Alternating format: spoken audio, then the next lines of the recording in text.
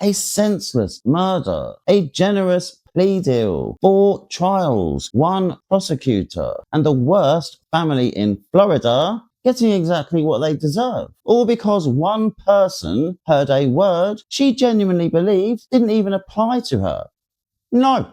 A word most human beings accept without drafting a full-blown battle plan. But not the Adelsons, and certainly not their overlord, Donna. So in Donna's world, no isn't a word. It is a declaration of war. So this woman has spent her entire life getting whatever she wants, whenever she wants. If she wanted it, it happened. And if it didn't happen, she threw money at it until it did. Then one day, someone actually said no. Her son-in-law, Dan Markel, who also happened to be the father of her beloved grandchildren. And he didn't just say it, he meant it. And that was that. That was all it took for this unstable tyrant to move directly to one thing and one thing only: homicide. But there was an issue.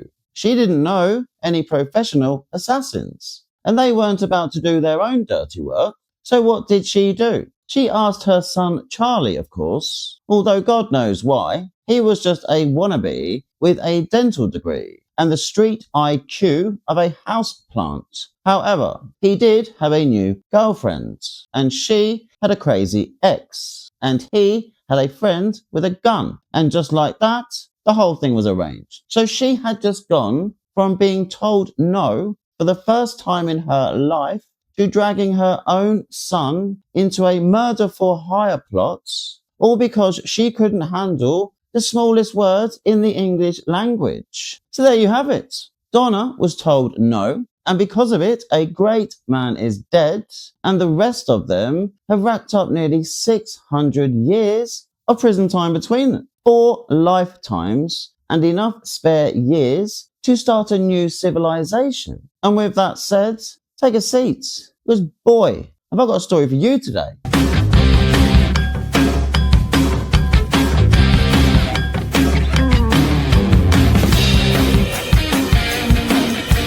So before this whole saga blew up into a full-scale FBI operation, the Adelson family had already lived a life most people could only dream of. So the kids all grew up in Coral Springs, an affluent area in South Florida, where privilege wasn't a luxury, it was a default setting. So 2 parents running a successful dental practice, living in a beautiful family home with 3 healthy kids who basically wanted for nothing. And to be fair, they made the most of it. They all grew up, completed their studies, and by the time we were well into the millennium, every single one of them is living the kind of life that should have been the end of this story. But this is the Adelsons we're talking about, not to be confused with the Sopranos, although you could be forgiven for getting them mixed up. But before we dive into the madness, let me introduce you to everybody, because once you've met them, trust me, everything else becomes a lot easier to take. So let's start with Harvey, the dad, a man who has mastered the ancient art of staying silent to survive, with a face that makes it very clear he learned a long time ago that speaking is just far too dangerous. So Harvey's role in this family is simple: earn money, say nothing, and try not to get run over by the emotional bulldozer that is his own wife. Which brings us to Donna. And how do I put this politely? Donna is a miniature dictator with a lot to say for such a small person. And that's about as kind as I can be. If North Korea had a customer service department, Donna would be in charge, reporting directly to Kim Jong-un. I mean, I don't know what it is with this woman, but she just cannot seem to keep her nose out of everyone else's business. But more on that later. Now, this tyrannical duo produced 3 children, and I use the word children loosely because these people are actually fully grown adults now, believe it or not. So first we have Robert, the oldest, a well-respected doctor, and the only one who seems to have been born with a functioning moral compass. He's kind, he's normal, and he's emotionally stable, which in this family is basically a crime. So naturally, he was excommunicated. Why? Because he married a woman who just happened to practice a different faith. That's it. That's the whole reason. Donna didn't approve, so Robert was quietly erased like a typo. And trust me, he was the lucky one. And then we have Charlie, a periodontist, which is basically a dentist who gets paid too much. And with that money came a lot of delusion. And when I say delusion, I mean, the man got a bit of money, did some cocaine, brought a Ferrari, and suddenly in his head, that made him Don Corleone. I mean, I don't know if he watched too many gangster movies, or just woke up one morning and decided he was now the new kingpin of the criminal underworld. But somewhere along the line, this man got seriously confused. In reality, he is a periodontist from Broward County who got a bit of money and then literally lost his mind. And then there's Wendy, an extremely intelligent woman who sailed through law school with scholarships all the way, but still came out without a mind of her own. So Wendy is basically her mother's project. And I mean that literally. So Wendy doesn't make decisions, Wendy receives decisions. Her relationships managed by Donna. Her career managed by Donna. Her finances overseen by Donna. Her personality pending. So Wendy has spent so long being told what to think, what to want, and who to want to be, I'm not entirely convinced she knows who Wendy actually is. But never mind that, because as you'll soon come to realise, what other people want is irrelevant. The only thing that matters in this family is what Donna wants. And not just what Donna wants for herself, what Donna wants for everyone else too. So there you have it. A family of 5 adults with the emotional maturity of a nursery class, the entitlement of royalty, and the decision-making skills of a group chat at 3 a.m. They're wealthy, they're privileged, they want for nothing, and they are ruled by a little old lady with a bad attitude who really needs to calm down. So now that you've met the sources of the problem, it's time to meet the only people who actually matter. Because in 2006, whilst the Adelsons were busy being the Adelsons, Donna was doing what Donna does best, managing her daughter's love life like it was a corporate department. And I don't mean a bit of motherly advice, no. I mean, this was full-scale matchmaking management. So imagine having a very pushy personal assistant who creates your online dating profile without even telling you, chooses which matches are acceptable, approaches the men on your behalf, pre-screens them, shortlists them, and then presents you with an approved list of candidates. That was Donna. And the craziest part, Wendy seemed to be okay with this. So it was this system that led Wendy to meet Dan Markel. And Dan wasn't just some average guy.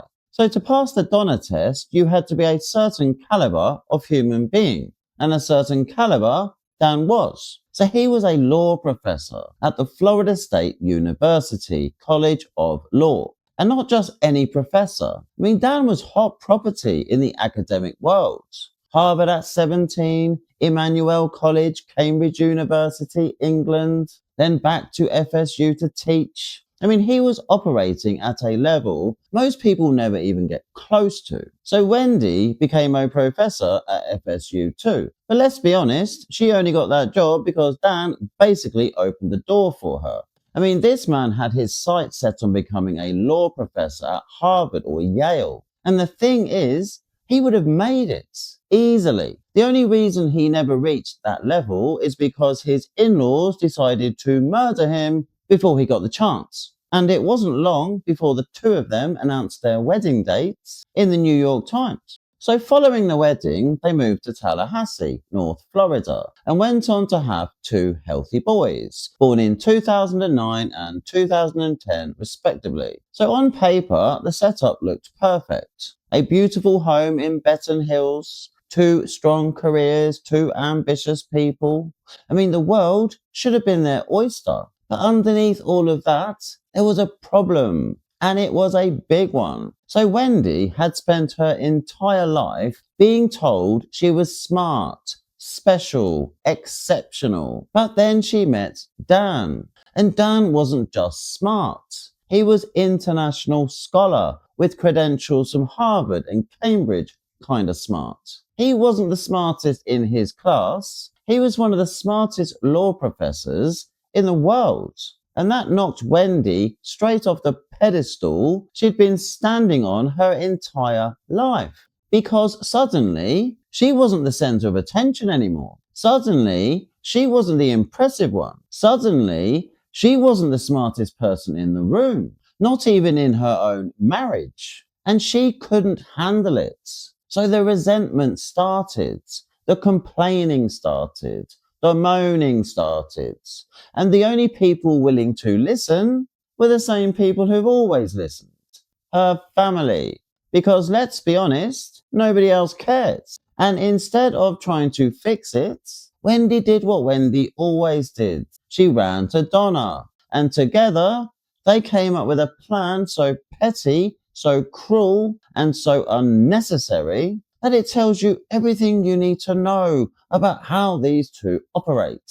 So here's what they did. So Dan had an important lecture at the New York University. A big one, a career moment, if you will. And literally, minutes before he was about to walk on stage, Wendy sent him a text saying she was leaving him.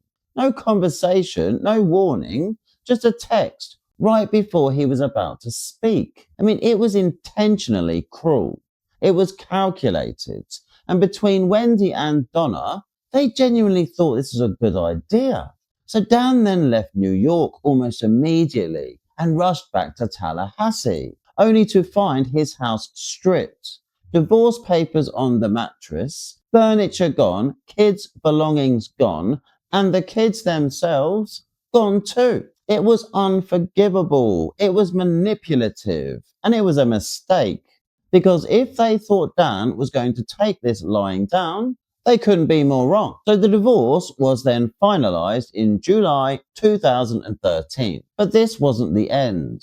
If anything, this was the moment the real battle began. So after Dan accused Wendy of kidnapping his children in what he described to his lawyer as a Pearl Harbor style attack, what followed wasn't a disagreement, it was a full-scale war fought through the divorce lawyers. And once again, Wendy found herself completely out of her depth. So the first wave of conflict was over the petty stuff. Dan wanted his belongings back, furniture, household items, even his tennis rackets. And once he'd recovered all of that, the next issue was money. And this is where things really blew up. So Wendy was trying to close on a house she wanted to buy, and Dan had agreed to transfer half the equity from the marital home as soon as she removed her name from the deeds. So she removed her name as agreed.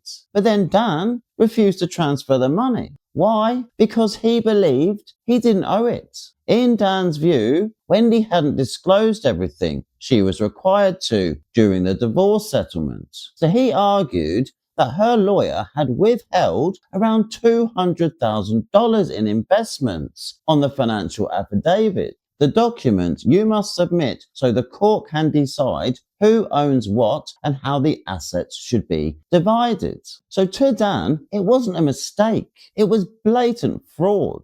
And after speaking with his own lawyer, he was told the same thing. This wasn't a misunderstanding. It was intentional. And that's why he refused to hand over the money. And that's why he set the wheels in motion to sue Wendy's lawyer for fraud. No question about it. So at this point, it was basically 2-0 to Dan. But there was more coming, because the next battle was the relocation fight.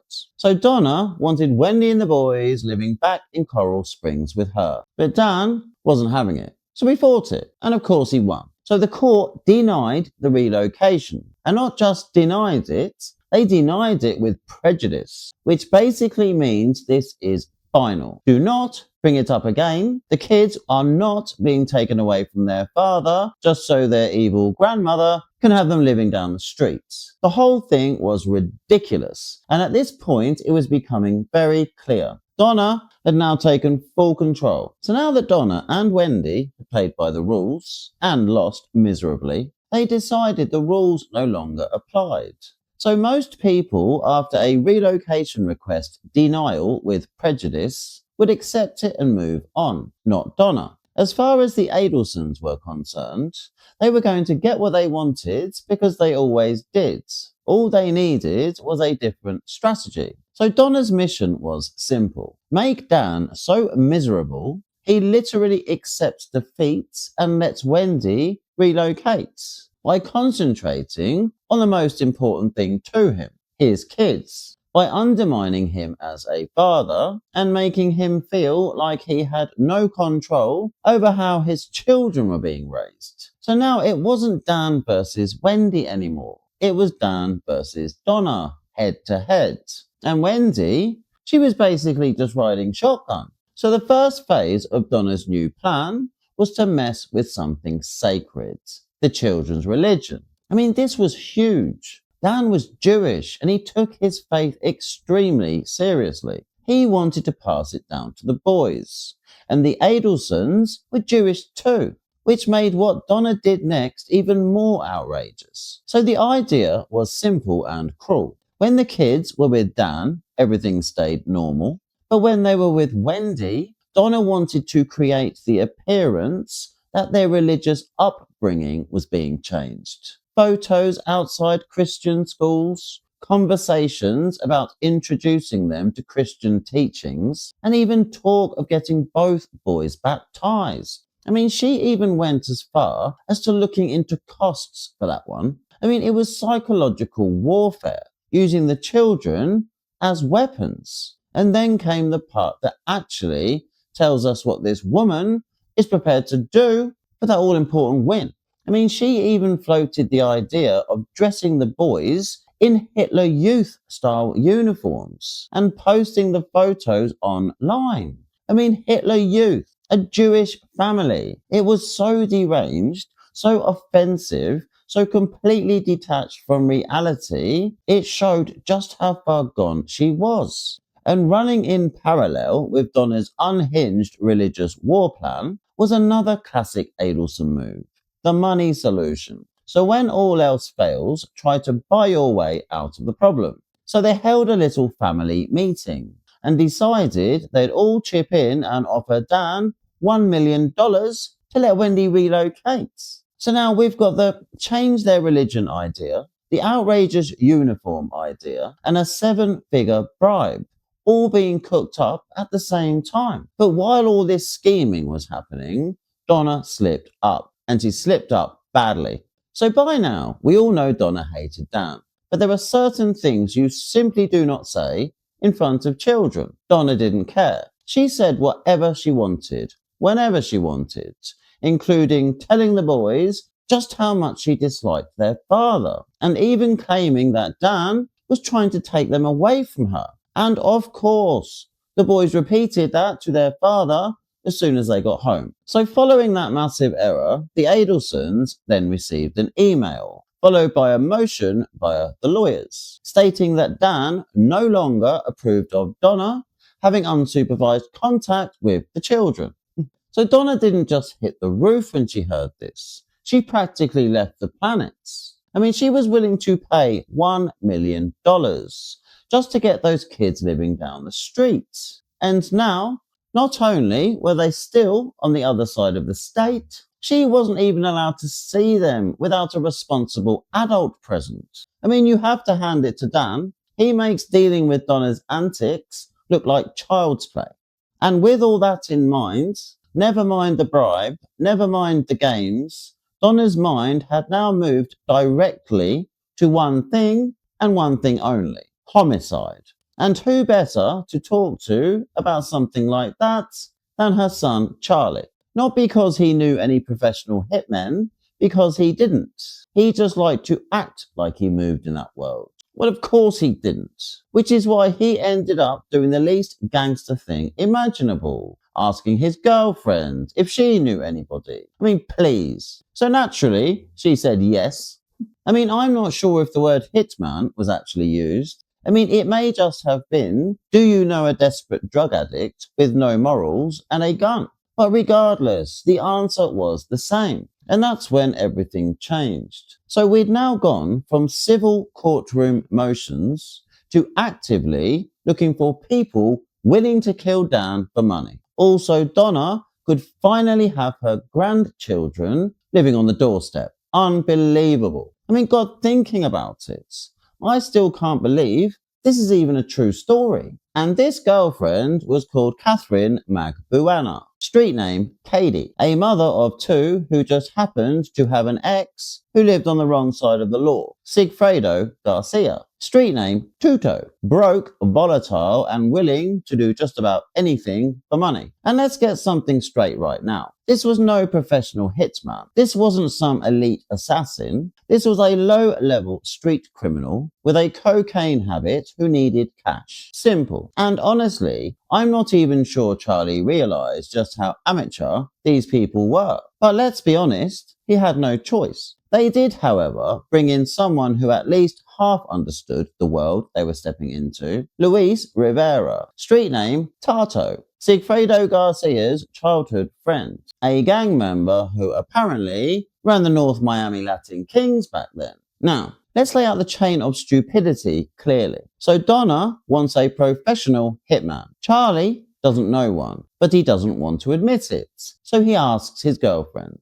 His girlfriend has a chaotic ex who is also the father of her children. That ex knows a Latin King gang member, and suddenly the ex and the gang member have agreed to kill Dan for $100,000. That's it. That's the whole recruitment process in a nutshell. So now they'd scraped the absolute bottom of the barrel and found someone stupid enough to get involved in this ridiculous plan. It was time to get the job done. So it was now May 2014. Nearly one whole year after the divorce, and Sigfredo and Louise headed up to Tallahassee from Miami. However, it did not go well. I mean, the whole trip was a complete failure, and after losing him over and over, they just gave up and came home, assuring the Adelsons, however, that they would return to complete the mission. Anyway, a few months later, Katie then gets a call from Charlie, panicking, impatient, insisting it's all taking too long. Dan was apparently due to leave town that weekend, so according to Charlie, the job had to be done before then. Orders from Donna had come in, and Katie passed them straight down the chain. She called Sigfredo, who then called Louise, and off they went. So on July 16th, 2014, Louise got hold of the same 38 he'd brought with him for the first failed attempt a few months earlier. So they rented a light-coloured Prius, bought half an ounce of cocaine, a load of liquor, and then set off for Tallahassee again. And this is where the troubles began. Because I don't know about you, but if I was about to do a murder, something that could put me away for life if I even made one mistake, I'd probably want my wits about me, not these two. And I'd probably want to blend in, not draw attention to myself. Again, not these two. So they're on the road, getting stuck into their massive bag of drugs, and then bang, Sigfredo is messing around with the gun and fires a round straight through the floor of the rental car. A rental car taken out in Louise's real name. The bullet basically tears through the gas line,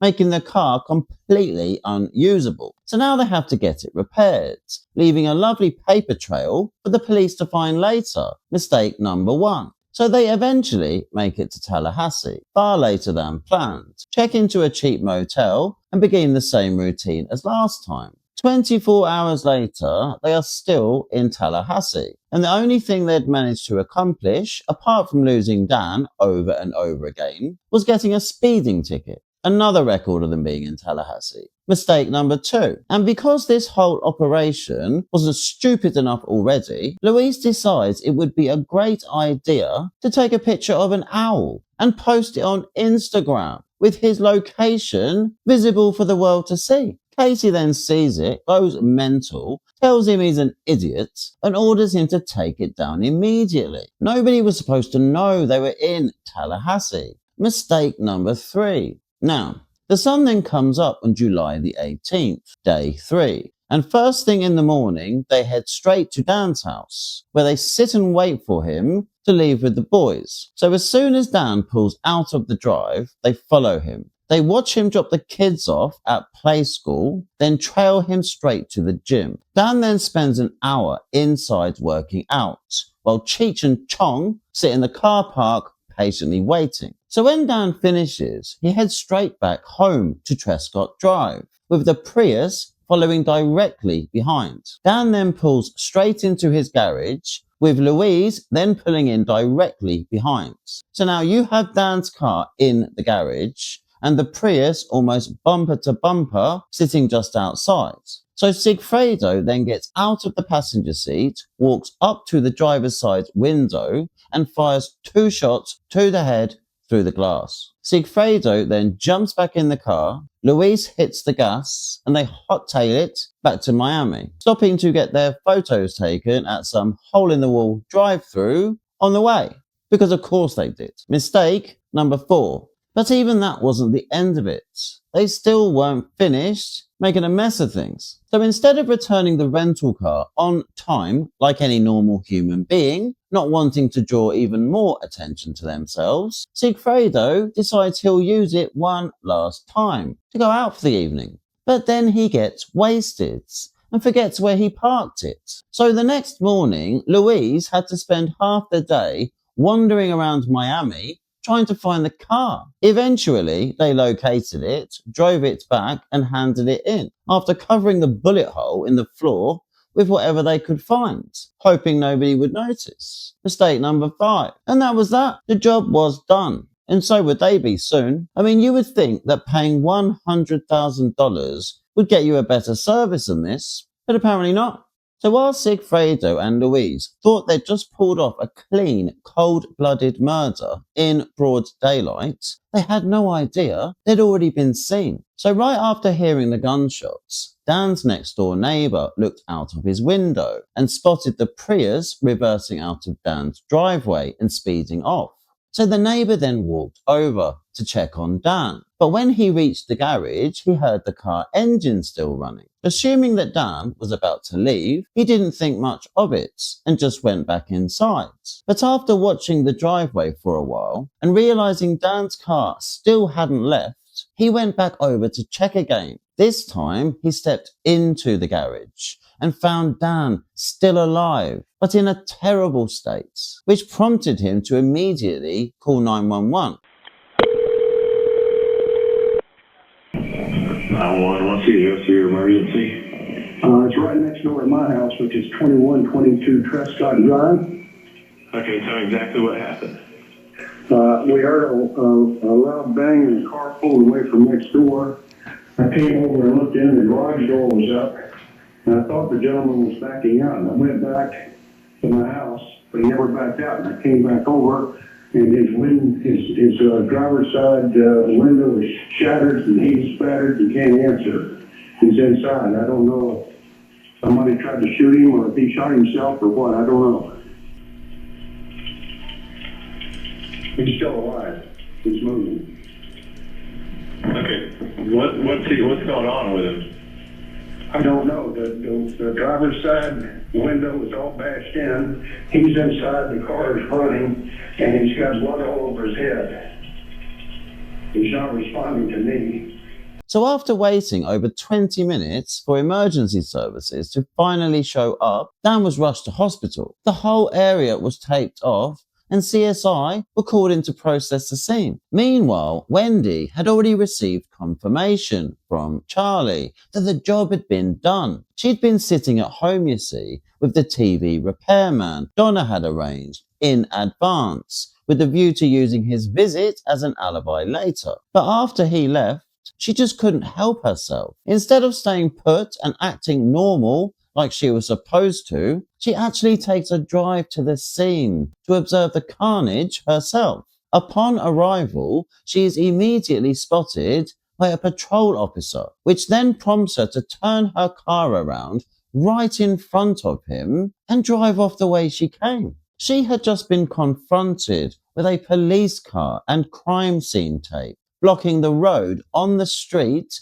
where her children slept the night before, only to find it swarming with police and completely taped off as an active crime scene. And she doesn't freak out, doesn't stop the car, doesn't even ask the officer if her kids are alive, doesn't call Dan, doesn't call the school, doesn't call anyone. She just spins the car around as fast as she can and then heads straight to the Mosaic, where she was meeting her friends for lunch, but not before stopping at an off-license to buy a bottle of bourbon for a party she had later. I mean, speechless, doesn't even come close to explaining that one away. So while Wendy was out enjoying her lunch without a care in the world, probably already planning her move back to South Florida, the police turned up and asked her to accompany them to the Tallahassee PD. Cue the performance of her life. There was a shooting at your home, or your ex-husband's home, at 2116 Trescott. Okay. Your ex-husband, Daniel, all right, has been taken to the hospital.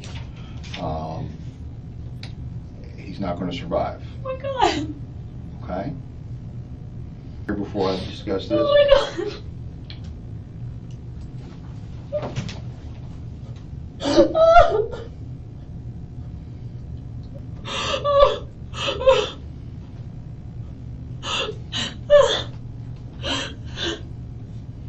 I'm sorry. That's okay. No, you have nothing to be sorry about. I just don't understand.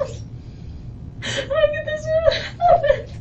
I mean, I don't know about you, but when I first saw the initial "oh my god" reaction performance, I got a serious case of deja vu. And if anyone remembers the Dalia DiPolito case, you will know exactly what I'm talking about. The similarities with these two are chilling. Listen, we had a report of a disturbance at your house, and there were shots fired. Is your husband Michael? Okay, I'm sorry to tell you, ma'am, he's been killed. He's been killed, man. I'm sorry. Listen. No. So following all the fake crying, she then proceeds to start pointing fingers at everyone except herself. I mean, her family had literally just arranged all of this on her behalf, and the second she sits down in that police interview room, she practically hands them Charlie on a plate by deciding that now is a good time to bring up a joke he once told. A joke he will regret until his last days, I'm sure. Would you ever ask someone to do something like this? Not in a million years. Okay. Do you think someone would do this for your benefit without asking you? My brother, the one, his name is Charlie, the one I'm really close to, he makes a lot of jokes in bad taste, and it was a joke he made. He bought the TV for me this morning that got broken, and I was talking to him about whether it made sense to pay to fix it or whether I should get a new one, and it was always his joke that, like, he knew Danny treated me badly, and it was always this joke. He said, I looked into hiring a hitman, and it was cheaper to get you this TV, so instead I got you this TV. Okay. And she doesn't stop there. She casually throws her parents under the bus too, mentioning how much they hated Dan, as if that somehow helps her. My parents are, very angry towards him. But even when they're around my kids, they would never say a bad word about my kid's father. They're really, really careful about that. They just like him, but they know he's the father of my kids. But even my family, who felt like I had been mistreated, would never do something like this. Never. I mean, it's like the second she realised this was real and actually happening, she just abandoned ship. I mean, whatever story they'd cooked up, whatever united front they thought they had, Wendy just drops it instantly. She's not protecting anyone. She's saving herself, and the rest of the Adelsons can sink without her as far as she's concerned. A pattern with her that becomes a theme throughout this entire saga. So it's at this point we come to realise she is absolutely her mother's daughter, just quicker to save herself and more willing to let the rest of the Adelsons sink without her. So now that we've heard Wendy basically tell the police that it was her own family who arranged this whole thing, the grand finale had to be the Donna phone call performance. Mom, I need you to sit down. I am fine. The boys are fine. I need you to sit down. Danny has been shot. And I don't think he's gonna make it. But I really need you to come here and be with me. I need you to get yourself together. If it's too much to drive, I'd really rather that you flew up. I'm at the police station. In his house. I know. I just need you to calm down before you get in the car, okay? I mean, I could practically hear her from here in the UK, acting all surprised, which is rich considering she's the one that did it. Well, my parents sounded really surprised, so it's at least a relief. Thank God. I really couldn't handle that right now. So before she leaves, however, she then casually drops one more name into the mix. Her very recent, poor suffering ex, Jeff Lacasse, who was then promptly brought in for a chat. So Jeff, of course, hadn't done a thing. Jeff was bitter, without a doubt, as it seemed he liked Wendy a lot more than she liked him. But he wasn't even in the area when the murder happened. Not that Wendy knew that, of course. She thought he was, which was related to another sneaky little plan the Adelsons had cooked up. But more on that later, because Jeff's role in this story becomes a lot clearer when he takes the stand in the multiple trials we're about to take a look at.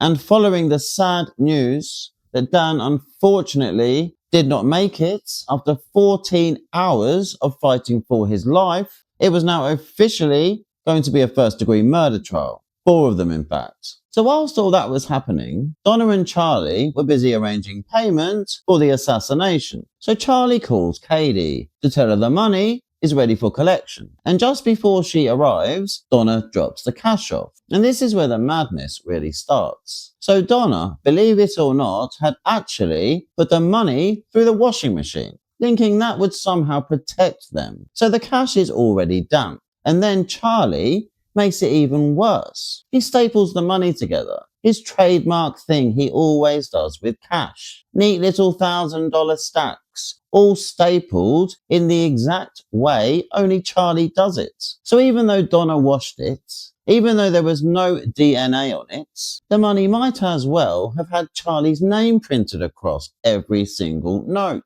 But that's not where the stupidity stops. Not even close. Because as soon as these bumbling fools get the money, what do? So any self-respecting criminal knows this. You do not go out buying high-ticket items right after a job. That is rule number 1 in the criminal handbook. But what do these Muppets do? They go shopping, of course, and not just shopping, motorbike and car shopping. So Tuto buys a superbike and a car, Tato gets himself a superbike too, and Katie, she gets herself a new pair of breasts and a Lexus. And not even in a discreet, cash-only, keep your head down kind of way. No, she actually buys the car directly from Harvey Adelson and registers it in her own name, with all the legal transfer documents, now creating a perfect clean paper trail linking the Adelsons to the killers. And not only that, she is literally laundering her portion of the blood money back through her own bank by making multiple deposits at different banks all over the city, thinking nobody would know. I mean, you just couldn't make this stuff up. It never ends with these people. I mean, I'm honestly surprised it took this long to put them behind bars. I really am. So now you've got Donna washing the money, Charlie personalizing it with his stapler, and the hit crew blowing it on superbikes, cars, and cosmetic surgery. I mean, at this point, the only thing they hadn't done was to leave a thank you note. So whilst the criminal element in this story is doing everything possible to draw attention to themselves, the investigation finally begins. And even though everyone involved seems to be begging to be caught, the police actually have very little to go on at this point. Basically, the Prius seen leaving the scene and very little else. So the detectives start with the basics. CCTV, which also included the city bus cameras. So they retrace Dan's movements that morning, checking every camera around the places they know he visited. And immediately they get a hit on the Premier Gym car park footage. So they see a Prius following Dan in, waiting, and then following him back out again. And with that info, the police then get a search warrant for what's called a tower dump, which is basically a list of every mobile phone that has interacted with the cell tower closest to the gym when the Prius was there. They then cross-reference all of those numbers with every number linked to Dan Markel and the Adelson family, and they get a match. So one of the phones from the tower dump has a South Miami exchange. And not only that, this particular number had previously called Harvey Adelson's phone. A mistake, I might add. It was actually Sigfredo trying to locate and threaten Charlie because he was jealous of his relationship with Katie. But regardless, there was a link, and that's all they needed to start with. So the first number gets confirmed as Sigfredo Garcia's, and then the police notice another phone hitting the same tower, also with a South Miami exchange. This one hadn't called the Adelsons, but it was in constant contact with Sigfredo's phone. So with that, the detectives issue subpoenas for the location data for both Sigfredo and Louise's numbers. And that's when the digital trail starts telling the whole story. So the data shows both phones leaving Miami on the 16th, driving all the way up to Tallahassee, where they would stay for the next 48 hours. And then on July the 18th, at the exact time of the murder, both phones suddenly go dark because they had been switched off. And when do they come back on? When they're already on the road heading south back to Miami. I mean, it always amazes me when these criminals think turning their phones off during a murder somehow makes them invisible. What they never seem to realize is that switching a phone off can actually be better evidence than leaving it on. I mean, a sudden blackout in the middle of a timeline stands out like a sore thumb. But when you are dealing with people with limited common sense, this is what you get. So the digital evidence basically traced the entire trip. The drive up, the failed attempt, the murder window, and the escape back home. And while the police were doing their thing, the Adelsons were doing everything they possibly could to make sure they got caught.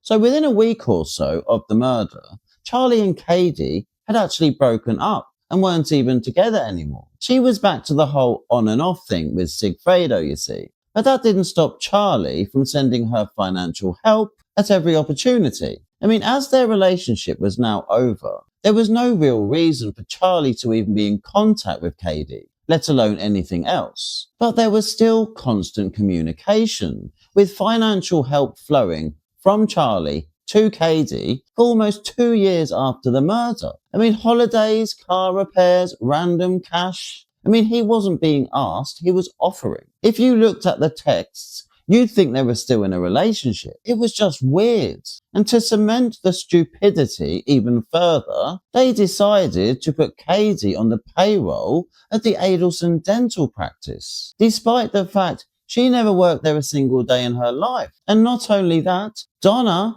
was personally signing the checks every month. I mean, what were they thinking? Putting Charlie's ex and co-conspirator on the payroll with no job, no duties, no reason. It's insane. It's yet another paper trail linking Charlie, Donna, Harvey and Katie all in one neat little stack. Then you add the Katie and Sigfredo connection through the kids, and suddenly the whole set is connected. Nice and tidy. So we're now in early 2016, almost 2 years since the murder. And at this point, everyone is just getting on with their lives, thinking they'd gotten away with murder. So Wendy had moved back to Coral Springs with the children, almost immediately after Dan's death, I might add, changed their names and started refusing to let Dan's parents even see their own grandchildren.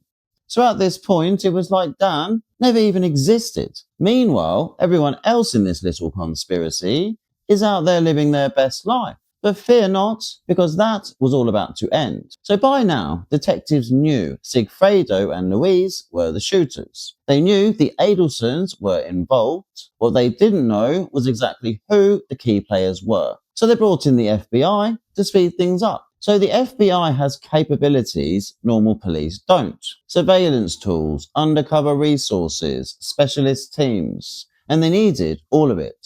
So with the FBI now involved, they remotely tapped Charlie and Katie's phones and then set up an undercover sting operation they call the bump. And to understand why this is so important, you need to know what the bump actually is. So a bump is the lightest form of undercover contact, a quick casual encounter designed to trigger a reaction. So in this case, the FBI sent an undercover agent to bump into Donna Adelson on the street. He pretended to be Luis Rivera's brother and demanded extortion money to help Luis out, who was now in prison on a separate charge, as they were aware that the Adelsons were already looking after Katie and Sigfredo on the outside. So the whole point of the bump was to basically see who panicked, because if Donna was involved, she wouldn't just ignore it, she'd call someone, and whoever she called was involved too. That's the entire strategy. Create pressure, watch who reacts, and map the conspiracy. Excuse me, Mrs. Adelson? How you doing? Just want to give you this. Listen. You're scared. No, don't be scared. Listen, I just want to let you know that we know that your family has been taking care of Katie and her friend Luto for quite some time after your problem up north has been solved. And I want to let you know that my brother, he's incarcerated. He helped your family with this problem you guys had up north. And we want to make sure that he's going through some rough times. We want to make sure that you take care of what he's going through, the way you're taking care of Katie and Tuto. Well, this will explain it. And it worked perfectly. The moment Donna was bumped, she didn't do what any innocent person would and go to the police. She called Charlie, which was a joke in itself. I got some paperwork hand-delivered to me. You're being sued? No, that's what I thought it was, but I'm going to talk to you. I just don't want to discuss it. I'll discuss it. Does it involve me or other people? Well, probably both of them. What's that? Probably the two of them. So, you probably got a general idea what I'm talking about. Was it another bad review on Yelp? Sometimes there are bad reviews. This is a particularly bad one. Are they trying to ask for money or something? Yeah. You mentioned, like an ex-girlfriend. What is it? Tell you exactly what do they ask for? I don't know, the TV is probably about $5,000. They asked you for $5,000? Mm-hmm. That's fucking crazy. Don't talk about things in the apartment or any place. Oh, obviously. I mean, you had Donna on one end trying to talk in code, and then you had Charlie who just wasn't getting any of it. Just blurting out his answers, plain as day. No code, no subtlety, nothing. And the FBI, of course, were listening to all of it. But they weren't finished there, because after Donna called Charlie, Charlie then called Katie, and Katie immediately called Sigfredo. So in the space of about 24 hours, they had confirmed the entire chain of command without even trying. And whilst all these calls were bouncing back and forth, the FBI had Charlie under full 24-hour surveillance. And that surveillance ended up giving them even more confirmation of everything they'd already suspected. So first, Charlie meets with Donna outside by the water, knowing it was unlikely they could be heard clearly out there. Then he meets with Harvey in a loud restaurant, but they notice the camera sitting right there on the bar, staring them in the face. And later that same day, he meets with Katie at the Dolce Vita restaurant, where the FBI were actually able to listen in this time. So every word, every panicked reference to the bump, the money, and the situation they were now terrified was closing in on them. So Charlie and Katie sat there discussing the whole thing, completely unaware that federal agents were listening in from just a few feet away. And it was at this point the FBI congratulated themselves on a job well done,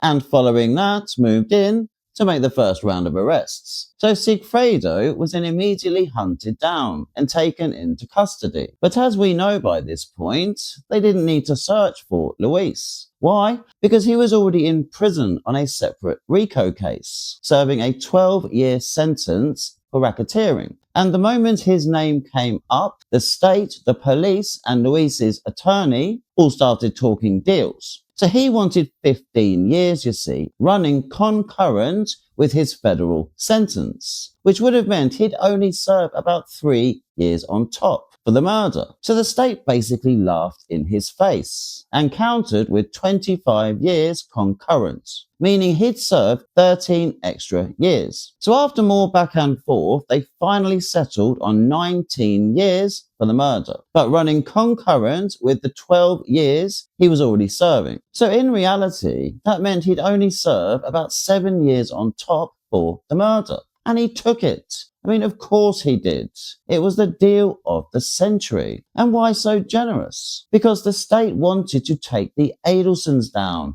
That's why. And Louise was the one who could start the domino effect. So his testimony would eventually bring down the entire conspiracy. But it had to be done in stages, one domino at a time, until the whole lot of them were exactly where they belonged, behind bars. So once Louise signed his deal, the police moved in and arrested Katie, but only Katie, because even at this point, they still didn't have enough to charge the Adelsons. Not for lack of trying. In fact, they even offered Katie a full immunity deal to testify against Charlie. Full immunity. Walk away from everything. That's what they offered her. But she refused it because giving up Charlie would have meant giving up Sigfredo. And she couldn't do that.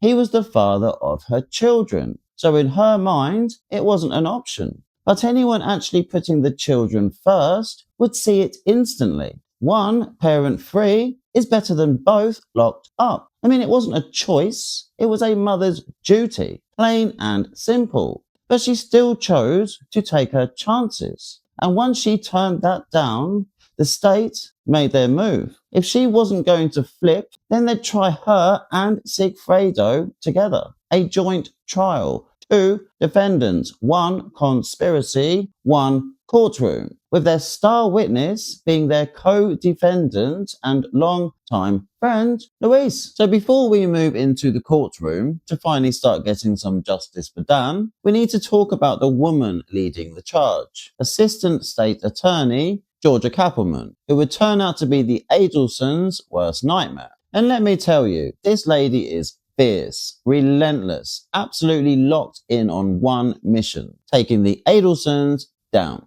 So she wasn't just motivated, she was capable. Judges changed, defense teams changed, defendants changed, but Georgia never moved. She was there at every hearing, every trial, every step of the way. Anyway, it was now October 2019, and today it was Sigfredo and Katie's turn. So Louise had already taken his second-degree murder plea. So this was the first real showdown in the courtroom. And before anything else, I need to make you aware of exactly what these two are being accused of. So Sigfredo Garcia was facing the most serious charge Florida has to offer. First-degree murder with a notice to seek the death penalty. But it didn't stop there. He was also charged with conspiracy to commit first-degree murder and solicitation to commit first-degree murder. So he was the gunman, the one who pulled the trigger.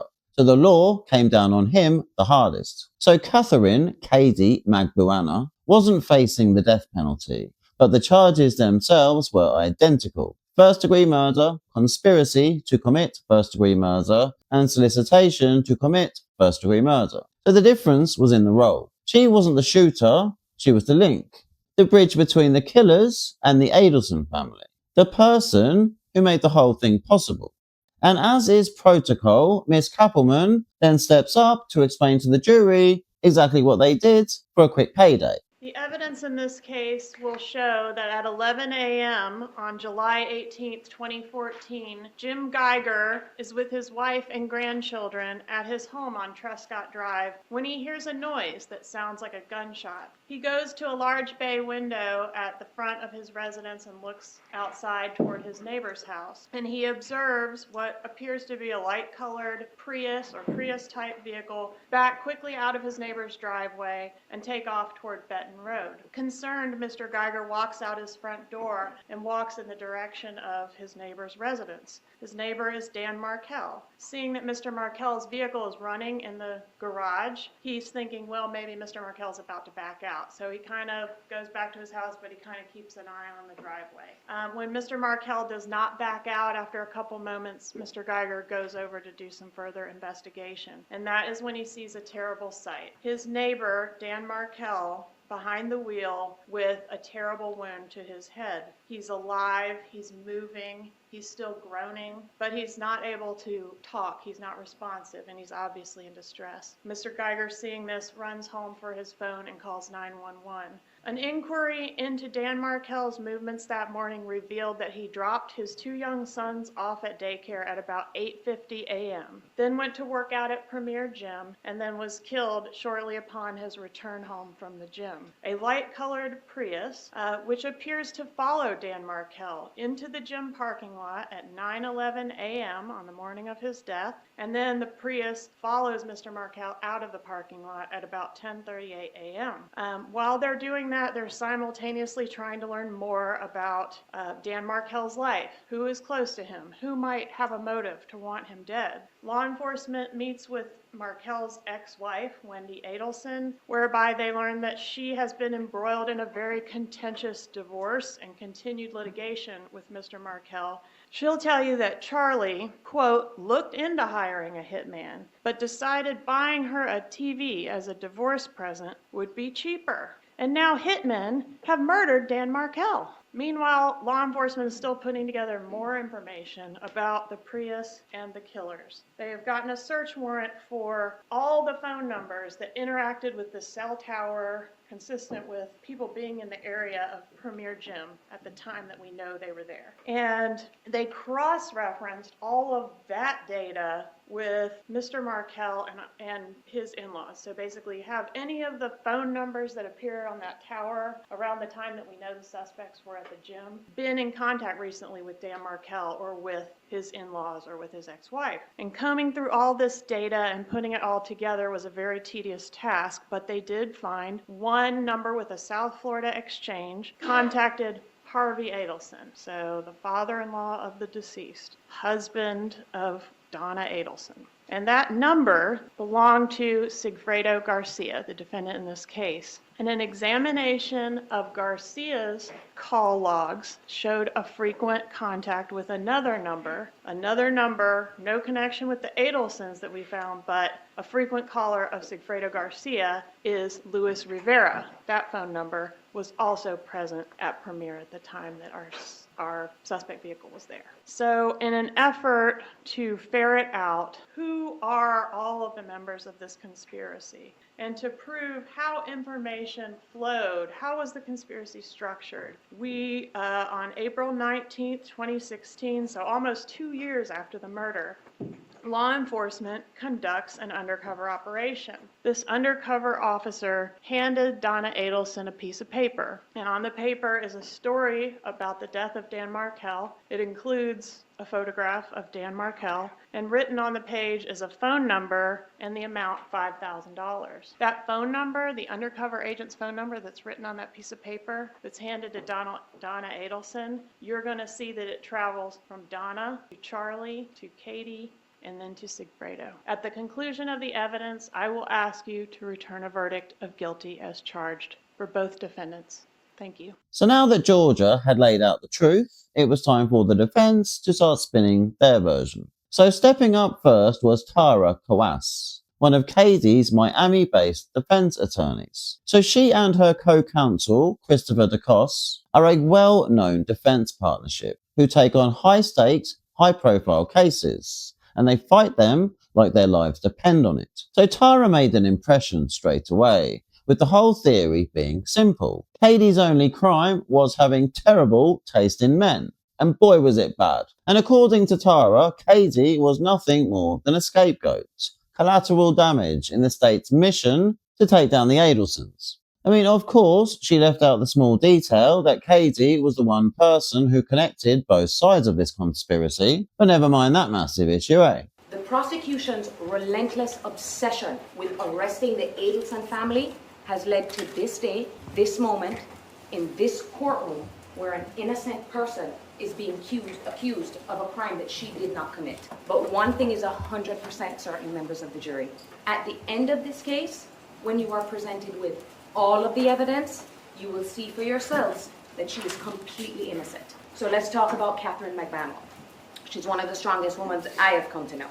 But her major downfall is her taste in men.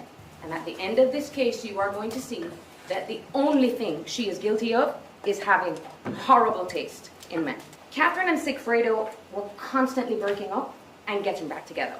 Because even though Katherine seemed to have her head on straight and that she was focused, Sigfredo just could not get it together. If it wasn't the drinking, if it wasn't the cocaine, it was the other women. And Katie had it. Now, a few months later after their breakup, she was working at a dental office called Sophie Dental on South Beach in Miami. And in walks Charlie Adelson and walks into her life. The second man that she has horrible taste for. The prosecution has dug up every single piece of evidence that they could, and nothing. No direct evidence that she was involved. Zero.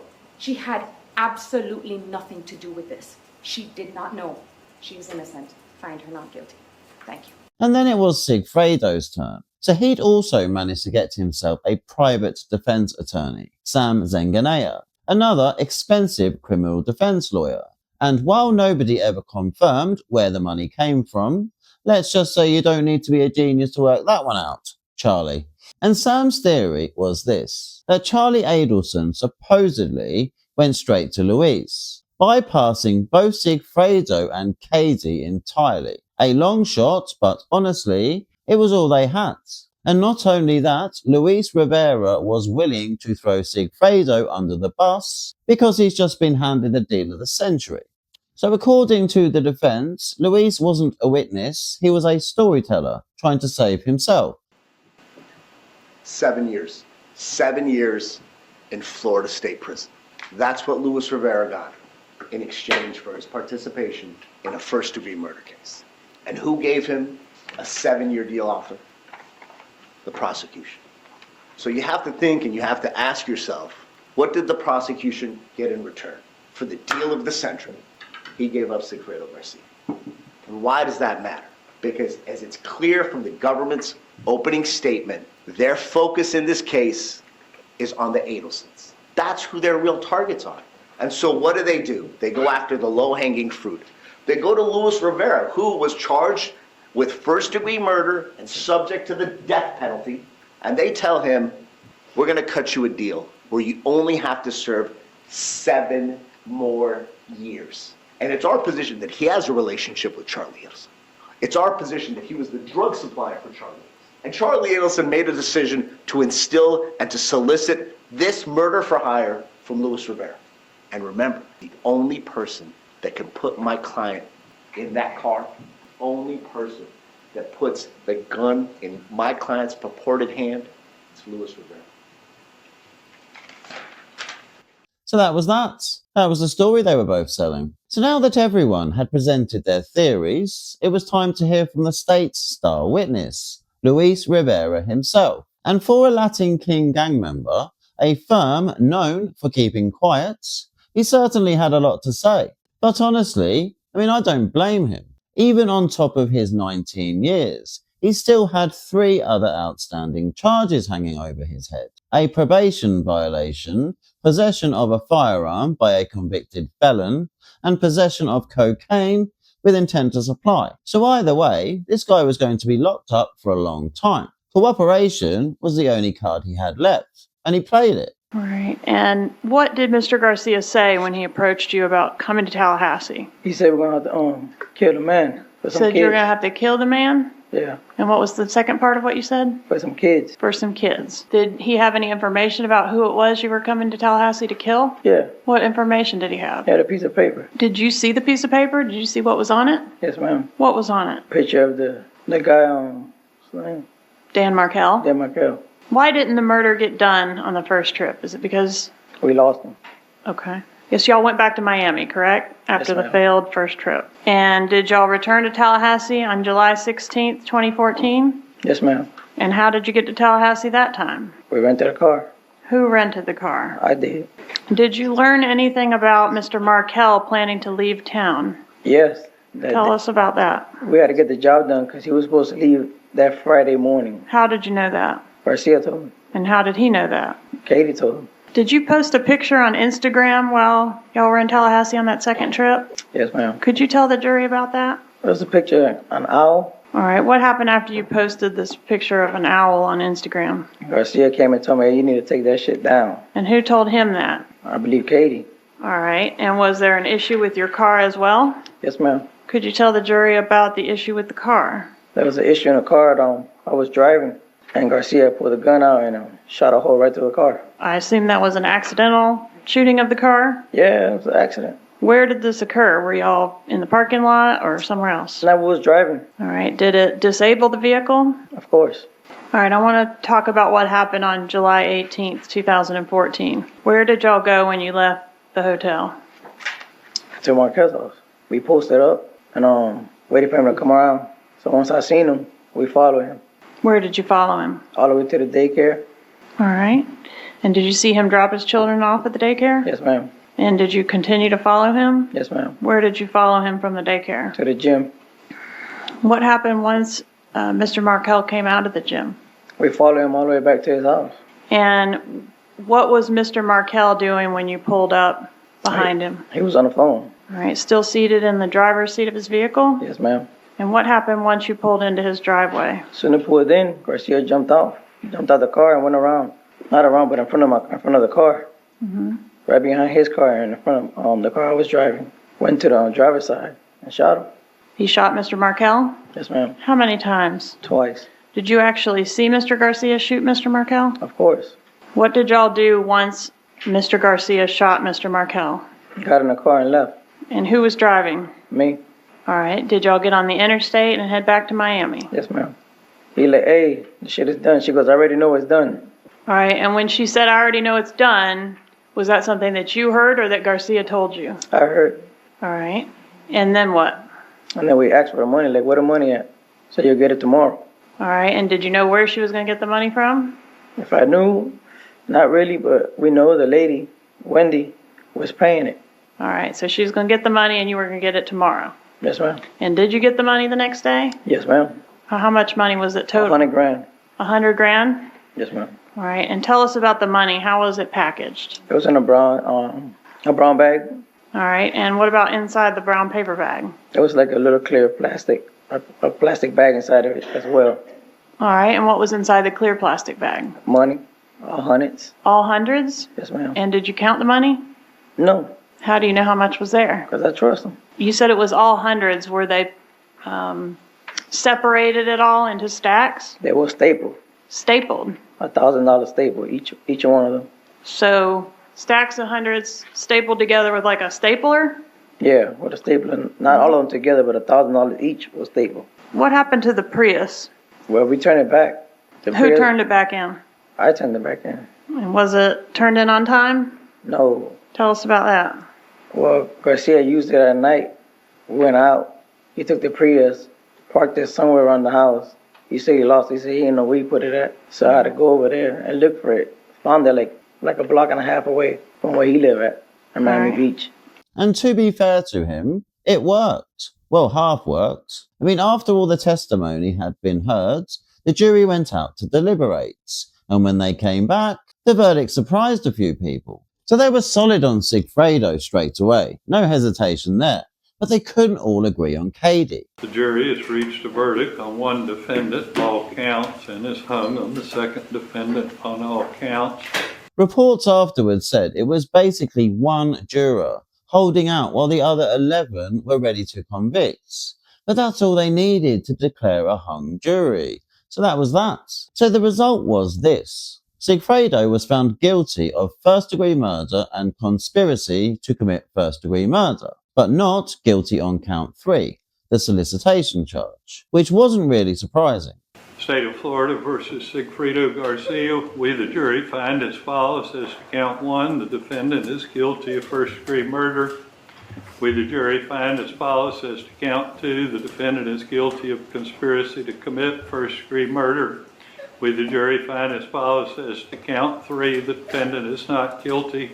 So Katie's case was then declared a mistrial, meaning the whole thing had to be done all over again. Meanwhile, Sigfredo went straight to the penalty phase, the part of a capital trial where the jury decides whether he gets life without parole or the lethal injection.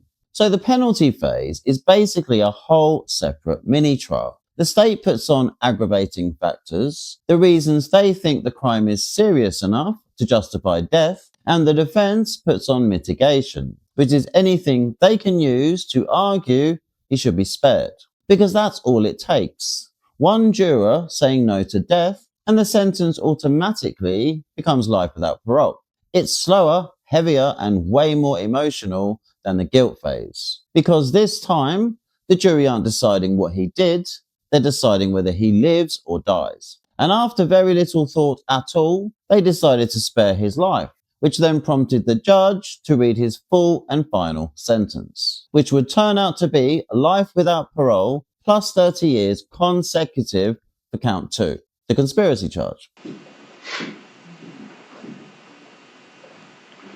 The jury, having found you guilty of murder in the first degree and conspiracy to commit first-degree murder, I do adjudicate you guilty of each offense. On count 1, I sentence you to life in prison. Give you credit on that sentence of 1,238 days, which dates back to May 25th, 2016, which I understand to be the date of arrest. On count 2, I sentence you to 30 years Department of Corrections to run consecutively to count 1. There's no jail credit as to count 2 since it is a consecutive sentence. As to count 3, based upon the jury verdict of not guilty, I adjudicate you not guilty of that offense. So Sigfredo Garcia was then promptly transferred from Leon County Jail into the Florida State Prison System, where public records later showed him housed at Taylor Correctional Institution, his new home for the next God knows how many years. So following the first trial, there was a long gap between 2019 and the next big moment in this whole saga. But while the courtroom side of things slowed down, the police didn't. So they were still grinding away behind the scenes, you see, building a case against the Adelsons. And then, after presenting everything to a Leon County grand jury, prosecutors finally secured an indictment against Charlie in April 2022, formally charging him in connection with Dan Markel's murder. So Charlie was arrested straight away and taken to the Leon County Jail, where he awaited trial. Meanwhile, soon after Charlie's arrest, it was time for Katie's retrial. So this one kicked off in May 2022, just 1 month after Charlie's arrest. So all the lawyers stayed the same, with Georgia still leading the state's team, but this was when we first meet Assistant State Attorney Sarah Dugan, who teamed up with Georgia Kappelman to work as co-counsel right beside her. So Kappelman was the lead. Dugan was the second chair. Together, they were the team pushing this thing forwards, and a great team they were. So the witness that stood out for me on this one was Wendy Adelson. Because let's be honest, you can't start this story without her. I mean, if she'd handled her own divorce like a normal adult, instead of turning it into World War III, none of this would have ever happened. So Wendy is where this whole thing begins. The marriage, the breakup, the custody war, the family pressure, the whole mess. And that's why she ends up being dragged into every single trial. And trust me, she never walks in alone. She always turns up with her lawyer, practically holding her hand the entire way. And on top of that, she's protected by use and derivative use immunity. That basically means whatever comes out of her mouth on the stand can't be used against her. But fear not, it wasn't full immunity. Not a chance. There is no way on earth she was ever getting that. not with what the state have planned for her. And so would you agree that this was a contentious divorce? I think it was made much more difficult by Danny, who didn't want to get divorced, but sure, we can call it contentious. And part of what you were seeking in your divorce in these documents in front of you was permission from the court to move with your children to South Florida. I wanted a place that was permanent for us, where we had family support. Fair to say he was adamantly opposed to you taking his kids to South Florida? Yes. Is it fair to say around the time of your divorce that your mom did not like Dan Markel? In fact, she despised him, didn't she? I can't speak to how my mom felt or whether she despised him. I think she was very disappointed. Did your mom ever refer to your husband as an asshole? Yes. A bully? Yes. A zealot? A religious zealot, yes. A jackass? Yes. A religious extremist? Yes. Did your motion for relocation get granted or denied by the court? It was denied by the court. So you were not legally permitted to move to Miami? No. All right, so how did your mom take the news that you were not going to be able to relocate? She was very upset. How long did you stay in Tallahassee after your husband was killed? I decided to just go for a couple of days and spend a few days away from Tallahassee. And then this case hit CNN and hit the media, and I didn't I don't mean safe. to interrupt you, but the question was, how long did you stay in Tallahassee after your husband was killed? I'm sorry, Ms. Kappelman. I stayed for a few days. How old is your brother, Charlie Adelson? He is 45. Did you discuss your marital problems with him back during the time of 2013, 2014? I did. Did your brother ever mention hiring a hitman to kill your ex-husband? He never mentioned hiring a hitman. He told one bad off-color joke. All right. Were you involved in the plot to kill your husband? Absolutely not. Did you have knowledge of the plot to kill your husband? No. But you suspected that your family was involved? No, I did not suspect that my family was involved. All right, and one of the things you said was that your family very much disliked him and that you thought it was possible that someone had done this on your behalf, unbeknownst to you. I did say I thought someone might have done this on my behalf, yes. On the way to run your errands, did you go by the crime scene? No. On the way to run your errands, did you encounter a roadblock on Trescott? I did. All right, and you weren't concerned based on that experience that there could be something going on at your marital home? Absolutely not. And your ex-husband, Dan Markel, had your children at that time, right? No, he did not. Okay, so you had your children at that time? No, my children were at preschool at that time. Right, but who took them to preschool that day? Danny would have taken them. All right. Did they spend the night with him the night before? They did. And you hadn't seen your children yet that day when you encountered the roadblock? On Friday, no. And when you encountered, at the time that you encountered the roadblock or shortly thereafter, did you call the daycare? No. Did you call Dan Markel? No. Was Dan Markel scheduled to leave town the day after he was killed? I believe so. Do you know how the killers knew that Dan Markel was planning to leave town the next day? I have no idea. Did you or your children benefit financially from your husband's death? Absolutely not. Did your husband have a life insurance policy? He did have a life insurance policy. What was the value of it at the time of your husband's death? It was $1 million. Not $2 million? $1 million for each child. $2 million. Did you change their legal names about a month or so after the murder? No, not a month or so after the murder, no. Okay. When was it done? Even sooner than that? No, absolutely not. When I tried to put my children in school, I thought we were in... Sorry to interrupt you, but if you'll answer my question is, when were the boys' names changed? The boys' names were changed after I wrote a letter to Danny's family explaining why I was changing their names. When were their names About changed? a year after. They were legally changed on that date, but just a month or so after the murder, when you were enrolling them in school, is when they effectively had their names changed. That is not true. And honestly, providing that immunity deal was necessary, because without her testimony, the jury would have struggled to get their heads around the whole thing. She had to be there because she's the only one who sits right in the middle.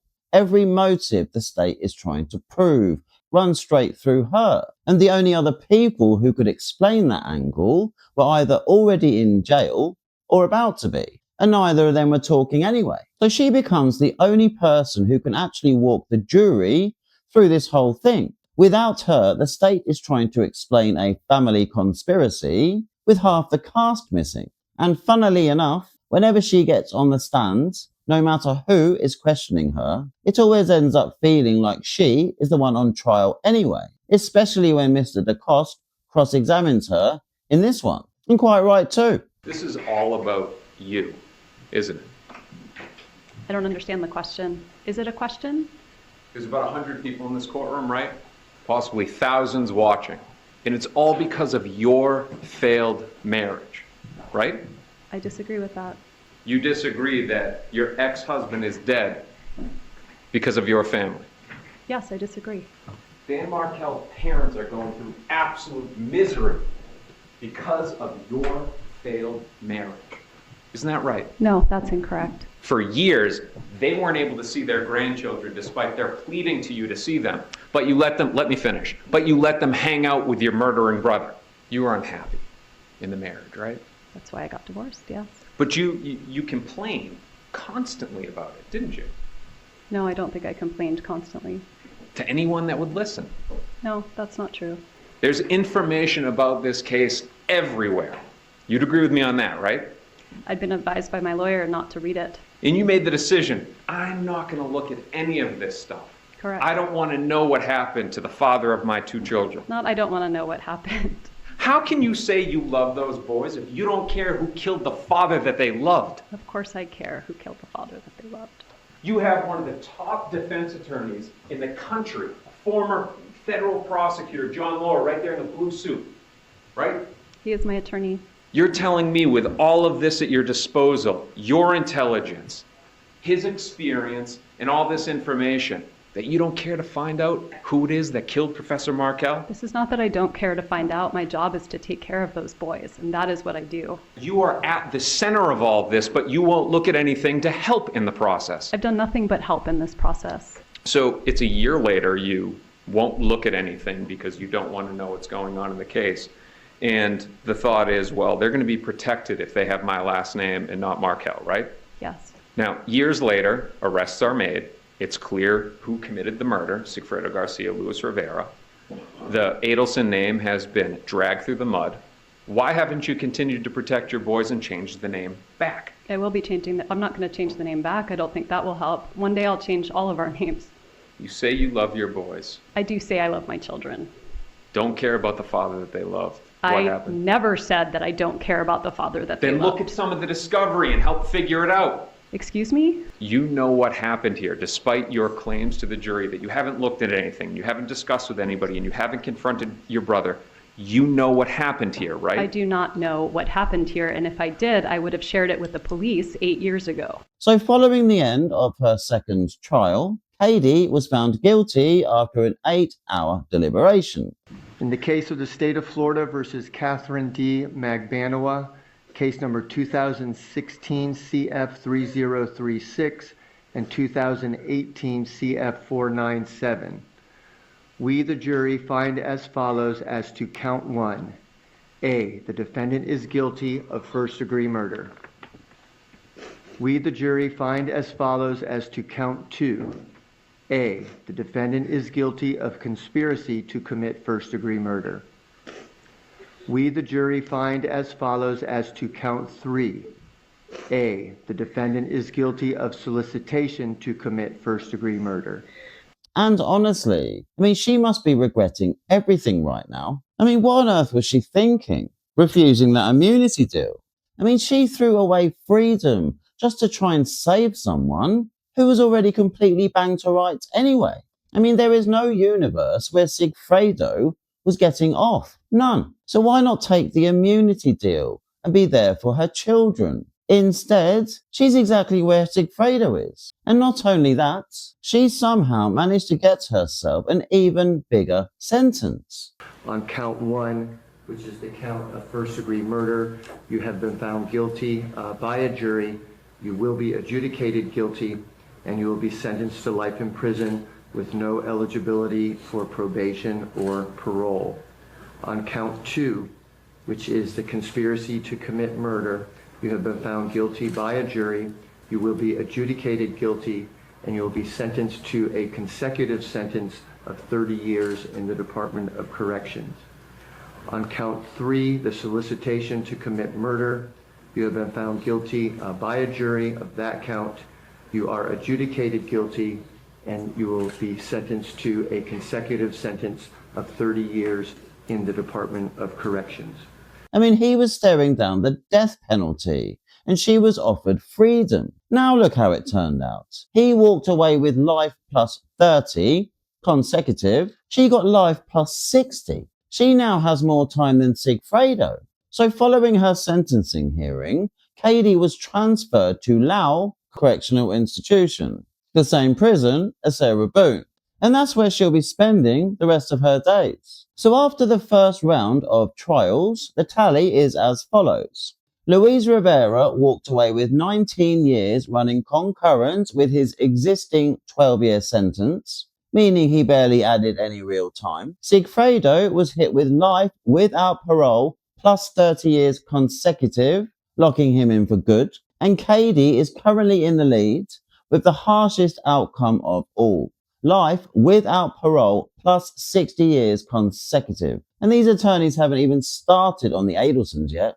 So we're now in November 2023, and it was finally Charlie's turn. But before we meet his lawyer, I need to introduce you to the judge, who'll be handling all future trials from here on in. Judge Stephen Everett, a Florida Circuit Court judge out of Tallahassee. And he was ideal. Why? Because he's worked on both sides, you see. He's been an assistant state attorney, a prosecutor, and he's also been an assistant public defender, meaning he knows exactly how both teams think. And that's why he runs his courtroom the way he does. Calm, fair, methodical, and completely unfazed by the circus surrounding the Adelsons. So he's not dramatic, he's not performative, he's not there to entertain anybody. He just keeps everything tight and under control, which is exactly what this trial needed. So Charlie was staring down the exact same charges as the others before him. First-degree murder, conspiracy to commit first-degree murder, and solicitation to commit first-degree murder. So on his team was Daniel A. Rashbourne, a veteran Miami defense attorney known for taking on complex, high-profile cases, concentrating on white-collar crime and serious felonies. But even with all that experience, Rashbourne had his work cut out for him. I mean, this case was an absolute beast. So the state opened first, with Sarah Dugan giving the jury the full background,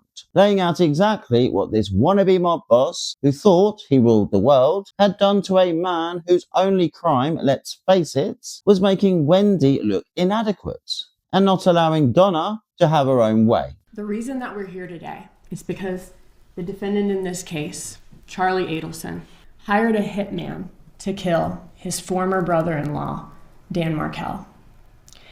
This murder was set into motion because back in 2014, the defendant's family, the Adelson family, had a big problem. And that big problem was Dan Markel. And the solution to that problem was this defendant. This defendant was the solution to that problem because he had a girlfriend with connections. The victim in this case was known as Danny to his friends and family. And tragically, on July 18th of 2014, Dan Markel was shot twice in the head in broad daylight in the driveway of his home in the Benton Hills neighborhood here in Tallahassee. Who, if anybody in Dan Markel's personal life, would hate Dan Markel enough to kill him. Law enforcement learned that Markel was entangled in a very nasty divorce with his ex-wife, who is the defendant's sister. Wendy Adelson asked the court to allow her to move back to Miami, where she was from, with the kids. The judge ended up ruling in Dan Markel's favor. A review of Wendy Adelson's emails revealed that her mother, Donna Adelson, hated Dan Markel and was desperate to find a way for Wendy and her children to be able to move to Miami.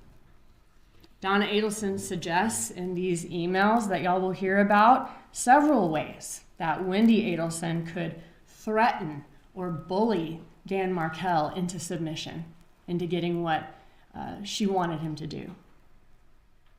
Donna Adelson even suggested offering Dan Markel a $1 million bribe to allow the relocation, and even said that this defendant, Charlie Adelson, would pay a third of that $1 million bribe to Dan Markel to make that happen. He was the person with whom she would constantly vent and complain to about Wendy's situation. The defendant was also the person that Donna Adelson relied on to solve her problems. And this was a big, big problem. Law enforcement interviewed Wendy Adelson, and Wendy Adelson acknowledged that her family had a motive to kill Dan Markel.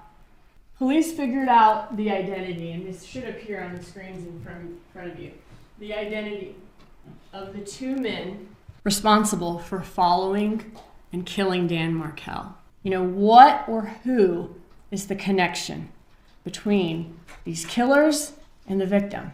One of Sigfredo Garcia's most frequent contacts was a woman named Katherine Magbanua. When looking at the phone records, Katherine Magbanua is also one of the most frequent contacts of this defendant.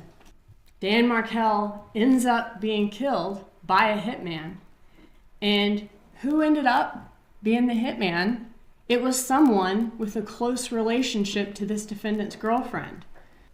Luis Rivera, Sigfredo Garcia, and Katherine Magbanua are arrested. They're charged with the same charges before y'all on this trial. And Luis Rivera ended up cutting a deal with the state. This defendant carried out his plan to hire a hitman to kill Dan Markel. He conspired and he solicited Katherine Magbanua to get this murder done. And he paid her for the job once it was completed. And these acts make him guilty as a principal to first-degree murder, just as if he pulled the trigger himself. So then Rashbaum stepped up, and for the first time we would finally get to hear what the defense strategy was. I mean, if you can even call it a defense. I mean, take a listen to these lies. Charlie Adelson had nothing to do with the murder of Professor Markel. July 18th for Charlie starts as a normal day, and you'll learn that Katie tells him she'll come to his house that night.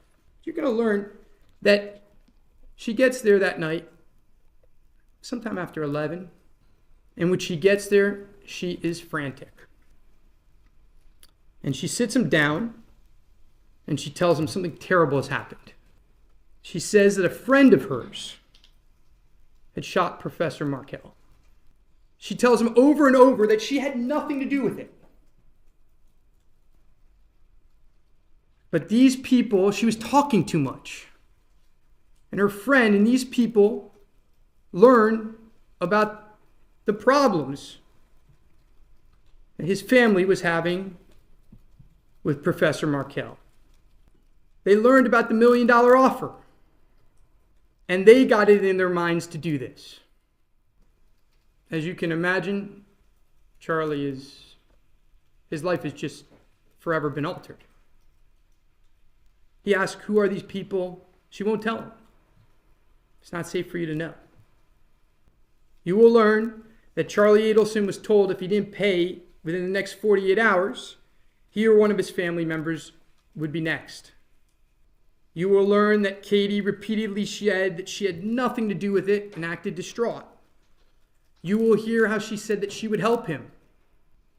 You will learn about the initial payment. It wasn't $100,000. It was more than $100,000. He took out everything he had in his safe. You're going to learn about that. The state doesn't know it. But you're going to learn he didn't have $1/3 So he had to pay every month. Payments every month. Does that sound like a murder for hire? Or does that sound like extortion? So we're supposed to believe that instead of doing extortion the normal way, threaten somebody, demand money, and then hurt them if they don't pay, these geniuses apparently decided to flip the scripts. According to them, the plan was to kill Dan first, then try and extort Charlie afterwards. I mean, it makes absolutely no sense. Where's the incentive to pay if the murder has already happened? Why wouldn't Charlie just go straight to the police at that point? I mean, these criminals are stupid, sure, but not so stupid as to get that bit mixed up. So the whole thing was just upside down, completely illogical, and frankly, ridiculous. I mean, I actually feel sorry for defense lawyers sometimes. I mean, they're stuck dealing with idiot criminals who've managed to get themselves locked up, and then it's their job to stare at mountains of evidence and somehow invent a story that makes what their client clearly did look like they really didn't. And the story has to match the evidence, or at least not collapse it instantly, which forces them into creating the most unbelievable nonsense anyone has ever heard. I mean, imagine that being your day-to-day life, sitting across from people who've ruined their lives in the most stupidest way possible, and you're the one who has to turn it into a narrative that doesn't get laughed out of the courtroom. So now that we've cleared the delusion out of the way, let's get something straight right now. Did Wendy drive herself to the crime scene, get seen by a police officer who was literally standing there, and instead of asking, "Are my children okay?" basically do a handbrake turn and speed off like she was auditioning for Fast and Furious? Yes or no? Because next up, the patrol officer who was actually there, the guy who saw her. So let's see what he has to say, shall we? Did you go to the scene in this case on July 18th, 2014? Yes, ma'am. And as part of your duties out there at the scene, did you maintain the crime scene, the integrity of the crime scene? Yes. As part of maintaining the crime scene perimeter, is crime scene tape put up across the road? Yes. And where were you physically positioned? My patrol car was blocking the roadway. And from the roadblock where you were positioned, could you see the crime scene? Yes. Do you recognize this vehicle? It looks like a vehicle that I saw approaching the scene that day. And did you know at the time that Wendy Adelson drove this type of vehicle? Yes. All right, so you noticed this vehicle or a vehicle identical to this one approach your position? Yes, ma'am. And what did the vehicle do when it approached your position? Just stopped pretty quick and turned around and headed back in the other direction. Did the driver stop and inquire of you what the activity was at the Markel residence? No. Right, so now that we've got that all confirmed, it was time to hear from the fixer in this tragic story. So Charlie walks and talks like he's John Gotti, but when it came to actually doing something about it, he couldn't handle it. Not even close. So what did he do? He ran to a girl, of course, a girl he expected to do his dirty work for him, a girl he thought would fix everything while he sat back playing the plastic godfather. And forget all of Katie's earlier stories, the ones where she spent her days acting like Mother Teresa, doing good deeds. Yeah, all that finished, because now it was time for the real version. Not Charlie's fabrication, the actual truth. And since she was a witness for the state, not the defense, it doesn't take a genius to work out how this was going to go for Charlie. When did the defendant first bring this idea up to you? We were at a Halloween party in Lincoln Road, and right before we were about to go, he got in the car with me and he asked me a question. What was the question? Do you know anybody that can harm someone? And did you know anybody that could harm someone? Yes, ma'am, I did. Who was that? Sigfredo. He painted this picture that this was a terrible man and making his family go through a lot custody-wise with his sister. So you knew that the person that was going to be initially harmed was Wendy's husband? Yes, ma'am.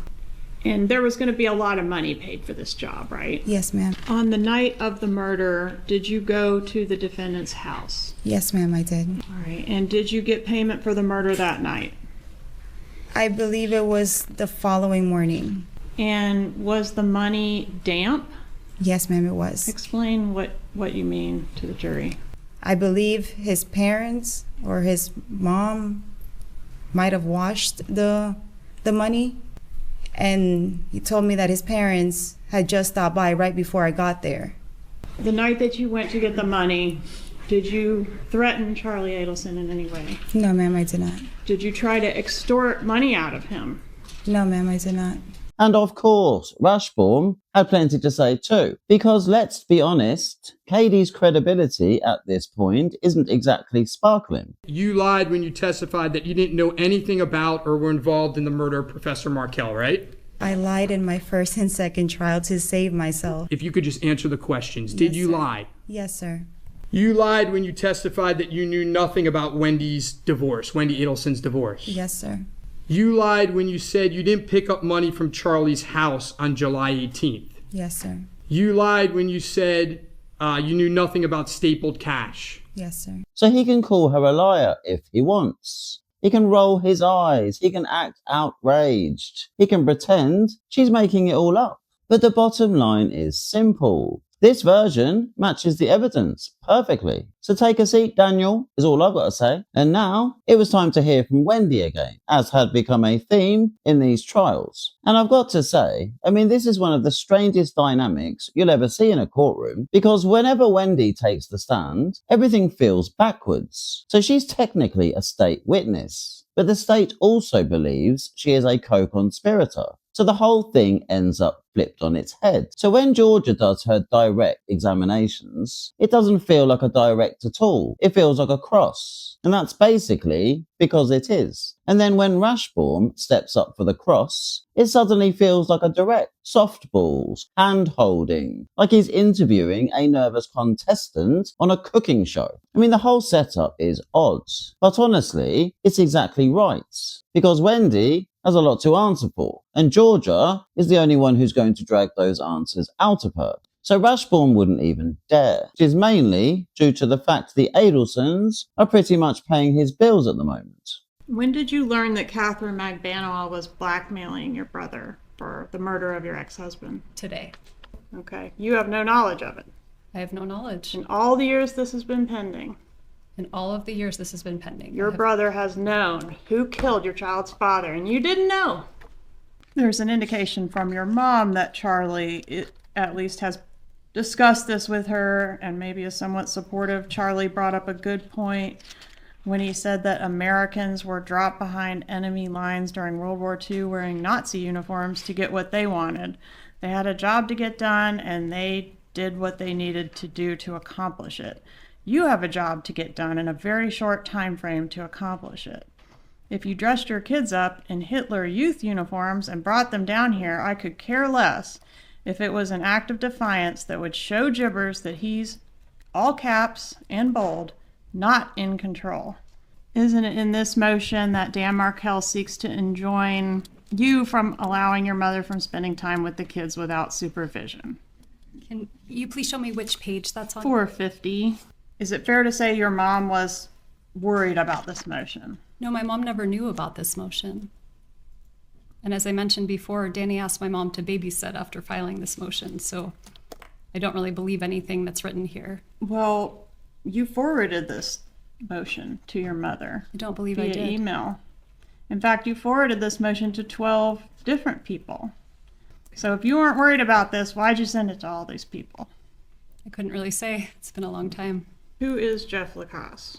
Jeff Lacasse was a person I dated in 2013. And did you tell Jeffrey Lacasse shortly before the actual murder that your brother really had looked into hiring a hitman? I did not. And after the murder, do you recall going to a dinner where you got sick at the table?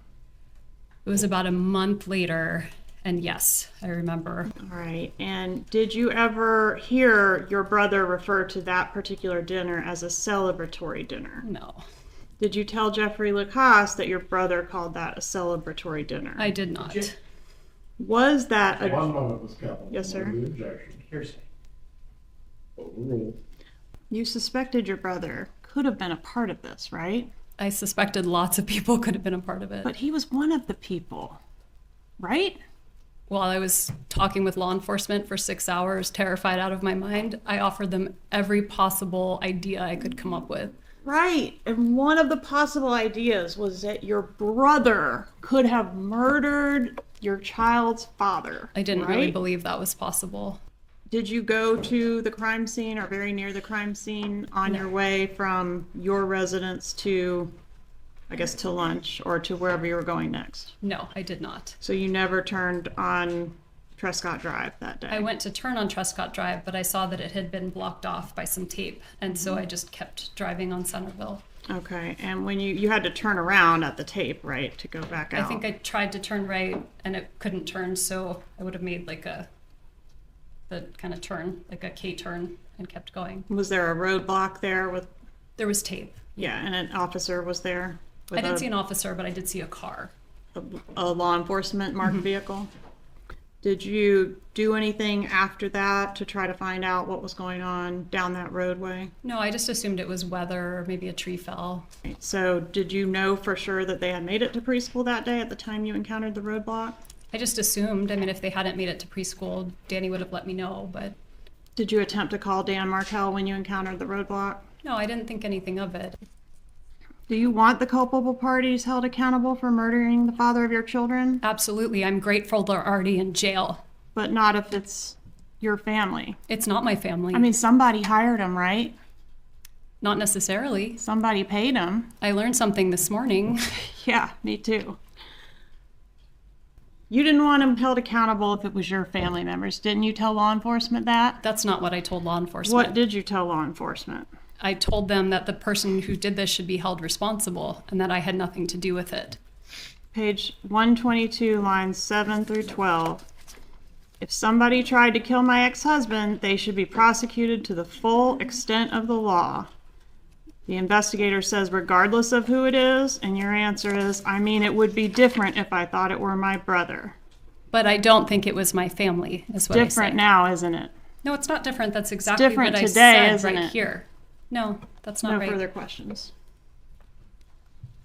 So next up to take the stand was Jeff Lacasse, Wendy Adelson's boyfriend in the lead up to Dan Markel's murder. And by this point, Jeff was not a fan of the Adelsons. Why?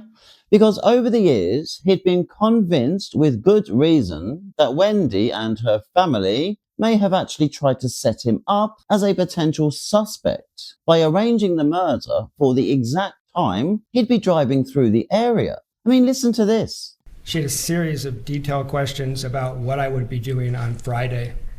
And Friday is going to be July 18th, right? Yes. And that's the date of the homicide? That's exactly right. What were her inquiries of you regarding that date? She had asked if I was still going, if I didn't go, why not, what route I would be taking a lot of a bizarre amount of interest in that trip that didn't make sense to me at the time, given that she didn't want to spend time with me. And how does it make sense to you now? Well, if I had left on my trip at the scheduled time that she had known about for quite a while, I would have driven pretty close to Danny Markel's house about the same time as at the murder, in a similar looking car to the suspect vehicle. And Jeff even suggested they tried the same trick on another occasion too. I mean, these people are relentless. I had a business trip to Gainesville and I departed at 11 a.m. on a Friday, which Miss Adelson would have known about by March. So really I take 2 trips out of Tallahassee in my car the whole spring and summer semester. And both times, hitmen try to kill Danny Markel. But despite all of that, Jeff comes across like a genuinely nice guy. Good heart, respected professor, and unlike some people, Wendy, he's never given anyone a reason to think he'd lie under oath. So now Jeff's testimony covered the usual background stuff, plus Charlie's favourite hitman joke, of course. But he was also here to talk about 2 other points, which were enough to crucify Charlie on their own. So firstly, Wendy allegedly told Jeff that Charlie had once looked into hiring a hitman to kill Dan, and even got a price for the job. Also, Jeff said that about a week after Dan's murder, Charlie invited Wendy out for what he described as a celebration dinner. Basically, a celebration of Dan's death. Disgusting, I know, but sadly not surprising coming from this family. And Wendy was so shaken, she ended up throwing up all over the table in the restaurant. So this was basically what the state homed in on while Jeff was on the stand. Everything else was just noise. And with that said, This is what Jeff said. Did Ms. Adelson make some statements to you about her brother Charlie? She did. And what were those statements? She asked to speak to me confidentially in a very serious tone of voice, told me that Charlie had investigated all possible options to take care of the problem of Danny Markel, including hiring a hitman, which would cost about $15,000. And I later revised that and thought maybe it was $50,000, but the dollar amount was the only thing in question. She definitely said that Charles Adelson had looked into hiring a hitman to kill Danny Markel. All right, so definitely not the to be confused with the TV joke? No, I'd heard that joke repeatedly. I knew that joke. This was something very different. This was chilling, a little scary, made my stomach flip. I found it disturbing. The joke was said in a lighthearted manner, and this was not said in that way. This was serious and said confidentially. Did you learn about a dinner where Wendy had become ill at the table? Yes, I did learn about that. And what did you learn about that dinner?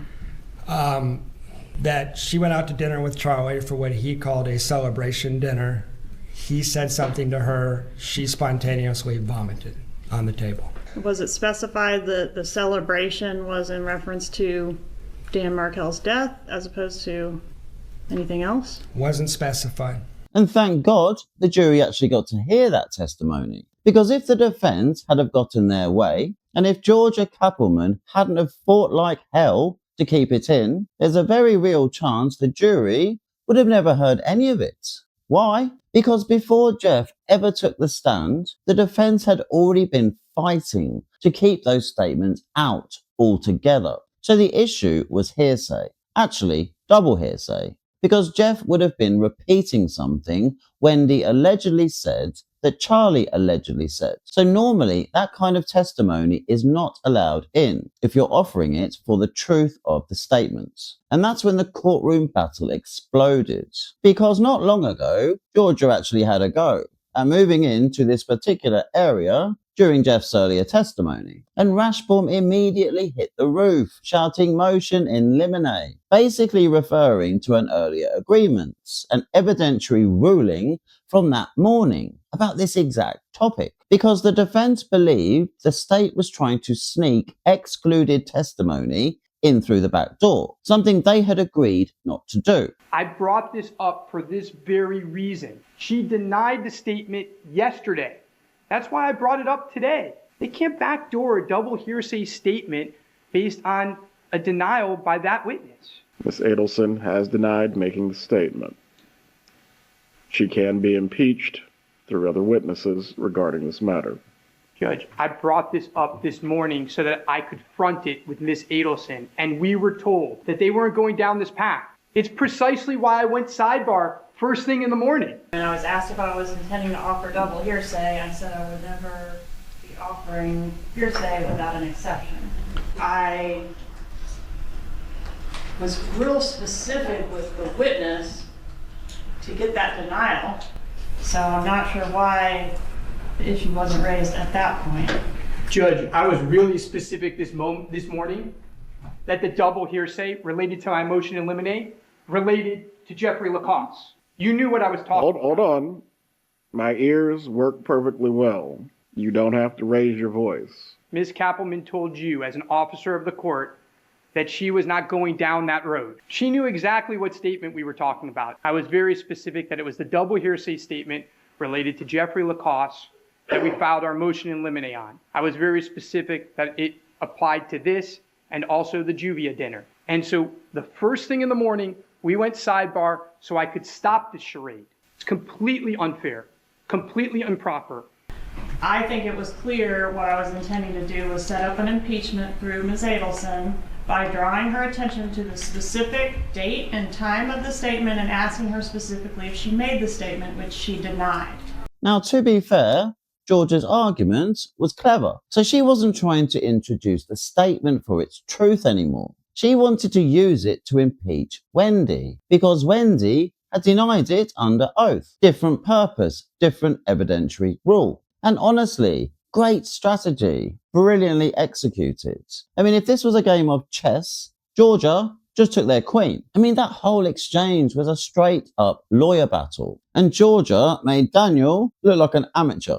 So after a lot of back and forth, the judge ruled that if the state wanted to do that, they had to do it properly and lay the foundation. Which, yes, was an inconvenience for Georgia, but it meant the jury would still get to hear the testimony, which is what this whole thing was about in the first place. Because make no mistake, I mean, this was a potential double strike for the state. Not only would the jury hear this incredibly damaging alleged hitman statement, but Georgia would also be using it to impeach Wendy at the same time, by showing the jury that Wendy may have just denied under oath something Jeff said she previously told him. So the courtroom basically hits resets. Wendy had to be brought back onto the stand and confronted with the allegation again, this time in the correct procedural order. Ms. Adelson, we've got 2 points we need clarification on from you.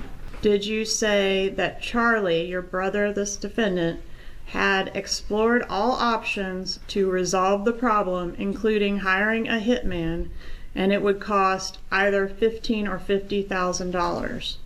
No. The second point for clarification involves that dinner where you got sick at the dinner table. On that occasion, did you ever tell Jeffrey Lacasse that Charlie had referred to the dinner as a celebration dinner? No. Did you ever tell Jeffrey Lacasse that it was a celebration dinner? No. Only once Wendy denied it again, under oath, could Jeff then come back and testify about it for impeachment purposes, which is what we've just seen. And honestly, I mean, the judge handled this exactly right. Because if he'd let the state bulldoze ahead without the proper foundation, it could have become an appellate issue later. And by this point, the court had absolutely no interest whatsoever in doing this all over again. And with that said, it was time to move on. So now that we'd heard everyone else's version, it was time to hear from the man himself. And if you've never watched someone sit on a witness stand and lie through their teeth in real time, now's your chance. And just to remind everyone where we are in the story, when Katie came to his house that day, she wasn't popping in for a social visit. She was coming to collect payment for the murder Charlie had instructed them to do. But according to Charlie, apparently it wasn't quite like that. Because in Charlie land, nothing is ever quite what it seems. Around what time did she arrive? She got there about 11 o'clock. What happened when she arrived? She just looked panicked and upset. I mean, she walked straight in and gives me this big, tight hug and asked me, like, "Are you okay?" And I'm like, "Are you okay?" And she's like, "No, I'm not." I'm like, "What's wrong?" And she said, "Listen, this is all my fault. I spoke in too much detail about your family's personal problems, about your sister, Dan Markel, and the $1 million offer." What did you say? I'm like, "What are you talking about?" And she's like, "My friend killed Dan, and he wants to be paid $250,000. And she's like, "Look, if you don't pay in 48 hours, they will kill you." What did you do then? I said, "Katie, I don't have $250,000 in cash." And I'm like, "Here, take a look." And I took it out in piles and put it on the dresser next to us. Like, that's not $250,000. And did she count it? Yes, she did. How much money did she count? $138,000. And she asked me, she goes, how can you get the rest? She said, "Well, can you pay like $3,000 a month?" And I said, "Yeah, I can do that." And she's like, "I'm gonna go call my friend and see if this works for him, and I'm gonna try to help you out." And she's like, "I spoke to him. You can pay $3,000 a month, or you can pay the rest off." She goes, "But the $3,000 a month you're paying doesn't go towards the balance." And I walked downstairs into the kitchen, and I was shaking, and I took a bar of Xanax. Did she take a Xanax as well? I don't know if she did. She may have. Did she spend the night that night? She did sleep over that night. Now, why didn't you kick her out? I was in the state of shock. So we are supposed to believe that he in fact was not paying her for a murder at all. That was all lies. The truth is, she basically bullied him into handing over the entire contents of his safe. and in return, he suggested celebrating the extortion by doing some Xanax and having a sleepover. So never mind calling the police, never mind getting her arrested for robbery, no. Apparently, it was only a bit of theft, so nothing to be concerned about. But anyway, enough of all that. Let's see him try and wriggle his way out of this whole mess. Now he's got Georgia to answer to. And not only Georgia, the mountains of digital evidence, surveillance, wiretaps, and phone records too. Do you agree that the only problem with having an explanation for everything is that there's just so many explanations? There's no explanation. I explained what happened. Do you think you can talk your way out of this? No, I don't. All right, so Katie comes in and she's in a panic and she tells you what's happened. And I need all the money in your safe right now. All right, and then the two of you took a Xanax and went to sleep. Why did Garcia and Rivera, or whoever did it, I guess I should say, why did whoever did it need to kill someone to extort you? You gotta ask them. Well, why couldn't they just come put a gun to your head and say, give me all the money in your safe? Thank God they didn't. And the next morning, she left with your money, right? She left about 8:30 the next morning. Let's talk about what you did that day. You did not report this to the police because you were in fear, correct? Absolutely. After you broke up with Katherine Magbanua a week after the murder, did you continue to talk to her? We still communicated for sure. On 9/11 of 14, she sends you #bestie for life. Do you remember that? It sounds familiar. So did you all have some kind of reconciliation after the breakup? No, I was probably doing a favor and making her happy with something. On 10/6 of 2014, I love you. It makes me feel good that you care about me. I'm lucky to have you as part of my life. Do you remember sending that to her? Yeah. Do you agree that this picture does not look like a relationship between an extortionist and her victim? I agree, because Katie wasn't the extortionist. She was the extortionist. On 10/27 of 15, you say you can't wait to get lunch with her. She's the best, and you're lucky to have her as a friend for life. Did you say that? Yes. You're still nice to this person after you break up with her. You're still doing favors for this person after you break up with her. And that's like a major problem for your defense, isn't it? No, our relationship got stronger. I agree. Our relationship got stronger, but it was much different.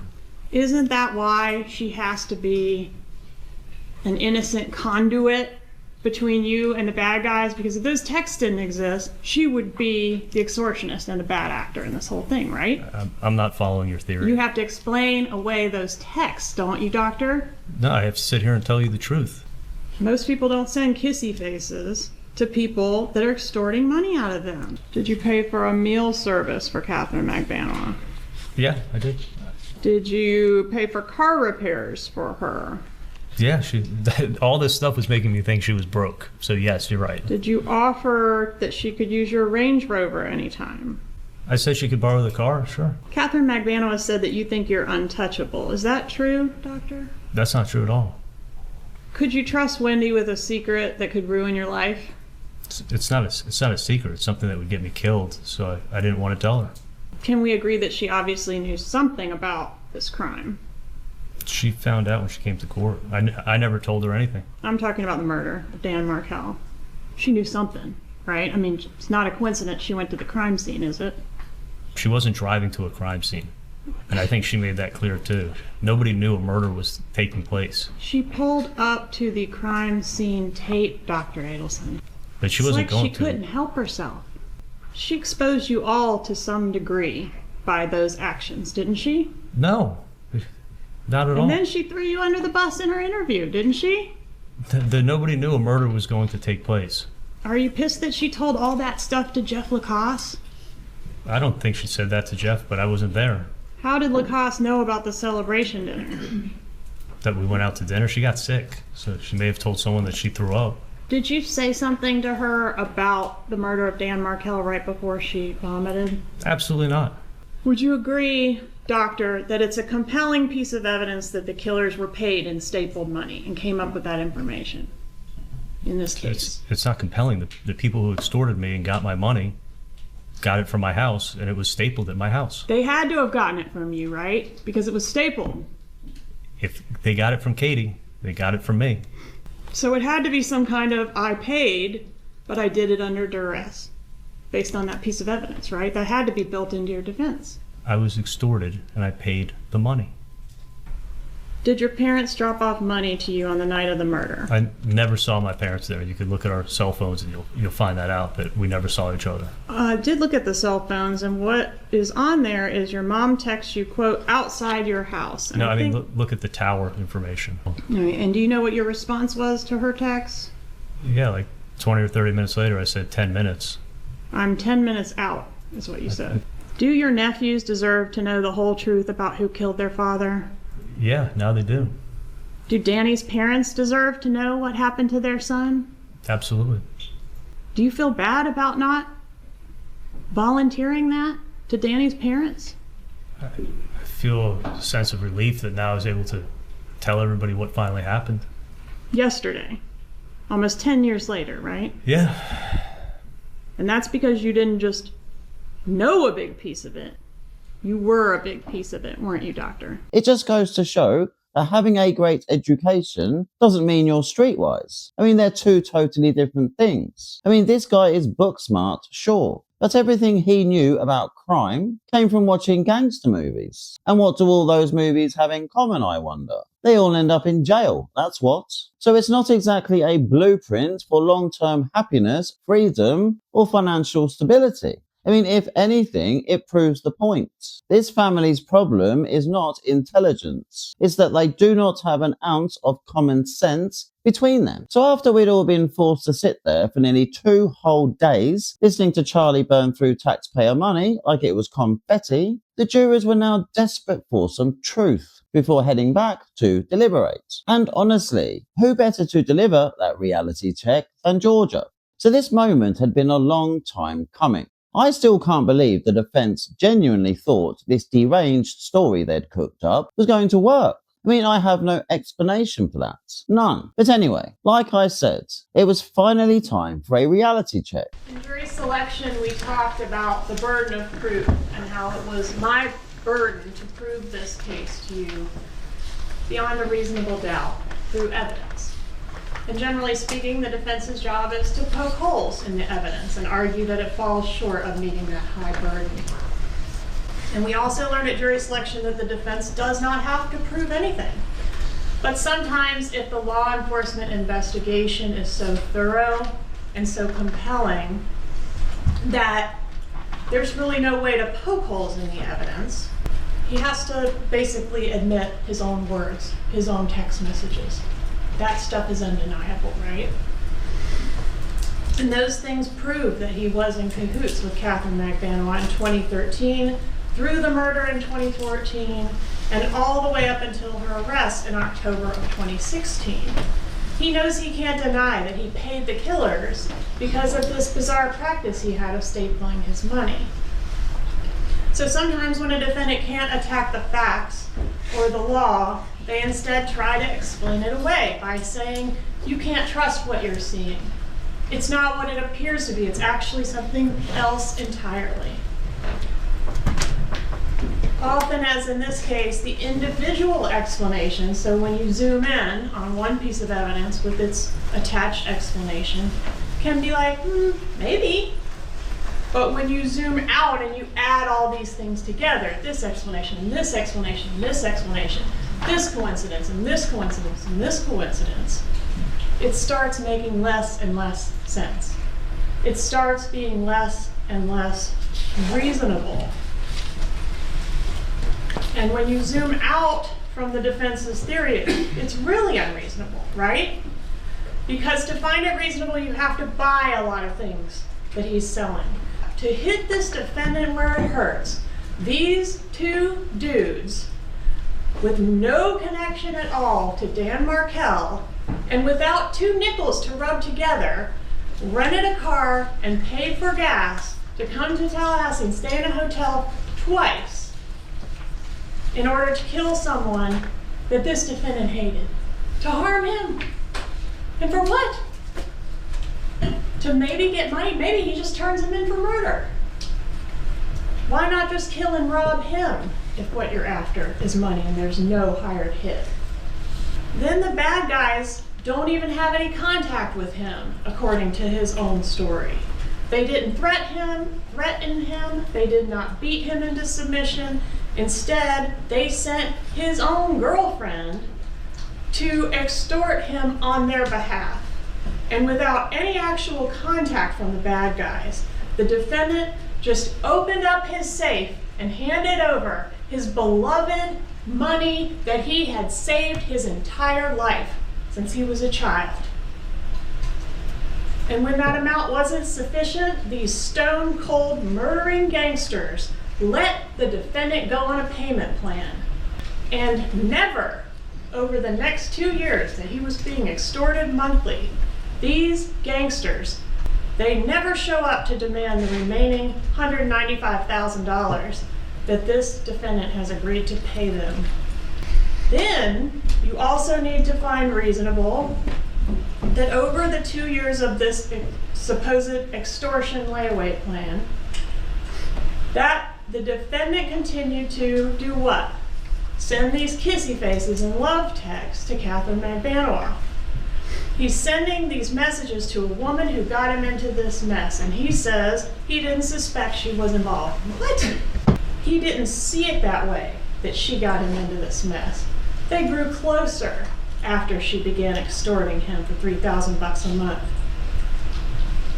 Next, to find a reasonable doubt here, you have to find it reasonable that the defendant never texted or talked about this first layer of extortion. Why? According to him, because Katherine Magbanua said, let's never talk about this. So they didn't. And I have no real way of knowing if all this stuff sounds ridiculous to you, if it sounds reasonable to you, or if y'all just heard so much stuff that you're totally confused and can't even remember what the evidence in the case showed. But they only need to get one of you confused enough to derail this whole thing, right? And straight after that, of course, we had to sit there and listen to even more lies. Or should I say, puzzle pieces. Because honestly, I can't remember what Rashbaum said in his close. All I can remember is that phrase, puzzle pieces, over and over, to the point where I'm half expecting to dream about puzzle pieces later. I mean, if you don't know what I'm talking about, his entire close was built around this one metaphor, the puzzle. The puzzle being the state's theory, and the puzzle pieces being the evidence. And everything has to fit. And if it doesn't fit, then apparently that means he is innocent and we can all go home. So he'd point to something he thought didn't add up. And then he'd shout, puzzle pieces, like he was trying to remind everyone that this one didn't fit into the little puzzle that he made. I mean, I get the concept. I understand what he was trying to do. But honestly, I still can't remember a single actual point he made. Just puzzle pieces. And then, of course, Georgia stands up for the rebuttal and just smashes every single point he made clean out of the park anyway. So by that point, I think the jury were more than clear. They weren't interested in the puzzle or the pieces, or if the pieces fit in the puzzle. They'd seen enough. So following Georgia's rebuttal, the jury went out to deliberate. And 3 hours was all they needed. 3 hours. Any self-respecting defendant knows that when a jury comes back that fast, there is absolutely no way on earth you're ever going home again. But even then, they still need to hear it with their own ears before it even begins to sink in. Verdict. Count 1. We, the jury, find as follows as to count 1 of the indictment, first-degree murder. The defendant is guilty of first-degree murder. Count 2. We, the jury, find as follows as to count 2 of the indictment, conspiracy to commit first-degree murder. The defendant is guilty of conspiracy to commit first-degree murder. Count 3. We, the jury, find as follows as to count 3 of the indictment, solicitation to commit first-degree murder. The defendant is guilty of solicitation to commit first-degree murder. So say we all this 6th day of November, 2023. So what still blows my mind is that reports later said that Charlie and the family were actually confident after his tin pot performance on the stand. Confident to the point where he even gave all his commissary away because he was positive he was going home. I mean, what do you even say to that? But then again, why am I even surprised? I mean, this is the same man who genuinely thought he'd get away with murder too. I mean, of course he thought he was walking out the front door. It's the same delusion, just repackaged. So following the verdict, there was a usual gap before he had to come back for sentencing. And there was going to be no wriggling out of anything today. And before the judge handed down the sentence, Charlie was given the option to speak. And did he decide to do the right thing? Of course not. I would just like to say that I maintain my innocence. So at this point, any man with even half a brain would at least try to help himself by showing some remorse. Not Charlie. Instead, he stands up and does the whole I maintain my innocence routine, which is the absolute last thing you want to be saying to a judge who is seconds away from deciding the rest of your life. So naturally, the judge dealt with him accordingly and hit him with the absolute max on each count. All to run consecutive too, not concurrent, which is what the defense were begging for. With the jury having found you guilty of all 3 counts that you were charged with in your indictment, of first-degree murder, conspiracy to commit first-degree murder, and solicitation to commit first-degree murder, I am going to adjudicate you guilty of all 3 at this time, and you are going to be sentenced as follows. As to count 1, the first-degree murder count pursuant to section 782.04 and 775.082 Florida statutes, you are sentenced to life imprisonment without the possibility of release or parole. As to count 2, you are going to be sentenced consecutively to 30 years in the Department of Corrections for conspiracy to commit first-degree murder. As to count 3, you are going to be sentenced to 30 years in the Department of Corrections consecutively for solicitation to commit first-degree murder. And just to be clear, Charlie has now joined Katie at the top of the leaderboard, with what amounts to life in prison without parole, plus 60 years on top. So never mind the LWOP sentence on count 1, which buries him all on its own. He'd have to live past 100 years old just to finish his sentences on counts 2 and 3. So after sentencing, Charlie was processed into the Florida State Prison System through the Northwest Florida Reception Center. And since then, there have been multiple reports that he was later moved out of state, possibly to South Dakota, supposedly because of safety concerns and potential gang-related issues inside the Florida system. Which is ironic, really. Charlie, the wannabe mafia don, was now being hunted by actual gangsters. I mean, what a plonker. The man spent years pretending he was some kind of underworld figure, and now he's in a place where the real ones actually live. So officially, nothing has been confirmed about where he ended up long term. But what is clear is the scale of the downfall. So this was a man who not long ago was living the high life in Miami. And now he's bouncing around somewhere in the American prison system, but nobody knows where. So the location is currently unknown, but his future is definitely bleak. So anyway, back in Miami, Donna was all over the place. Why? Because the second Charlie was found guilty, she knew she was next. So basically, the plan was to go from little old grandma to international fugitive overnight by emigrating to Vietnam. I mean, I'm not quite sure what she was thinking, but she seemed sure enough. She was getting on a plane and she had no intentions of ever coming back. So anyway, they ended up booking 2 one-way tickets to Vietnam via Dubai, both non-extradition countries, packed a small bag and rocked up at the airports like they were heading off on a retirement break. But little did they know, the police had already been tipped off about their escape plan. How? Well, so she was on a jail call with Charlie after the verdict, and when the call ended, she didn't hang the phone up properly. so she could be heard discussing her vacation plans, the great escape, etc. And once the police were tipped off, they didn't waste a second. They decided to meet her at the airport.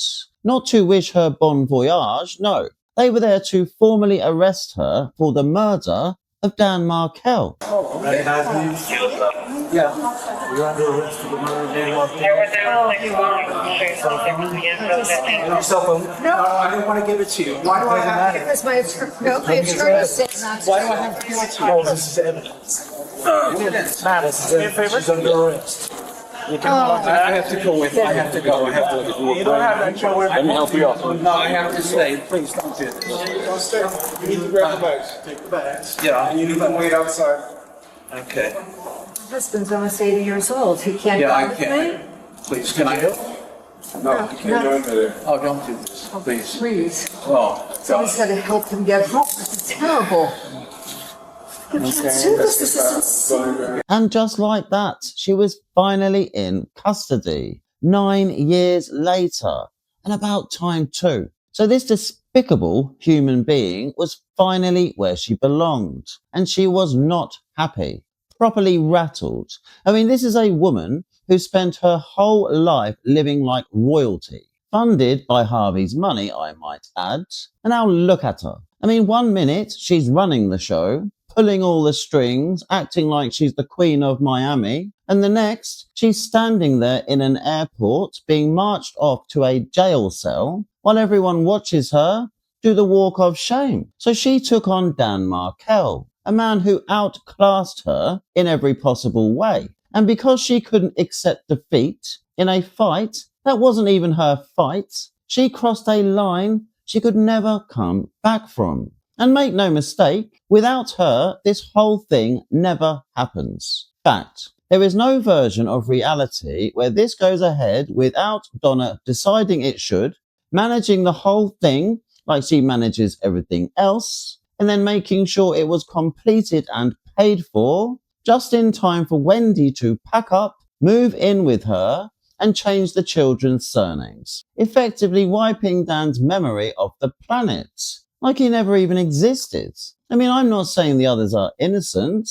They're all as guilty as sin and deserve to be punished. Because not one of them stopped her. Not once did any of them have the backbone to say, this is insane. A whole family of adults, and not a single one stood up to her. So following her arrest, she's then transported from Dade County Jail in Miami up to Leon County Jail in Tallahassee, because that's where the trial was being held. And honestly, I mean, the performance she put on during that transport was something else. So there she is, in the back of the van with an officer pretty much holding her hands, acting like she's having some kind of medical emergency. I mean, full panic attack mode, acting like she's about to die. I mean, at a glance, you'd think she was being tortured, not just being moved from one jail to another. But the way she carried on, you'd think she was on her way to the electric chair. Unbelievable. But the drama didn't stop there, because upon arrival, she gets her new outfit.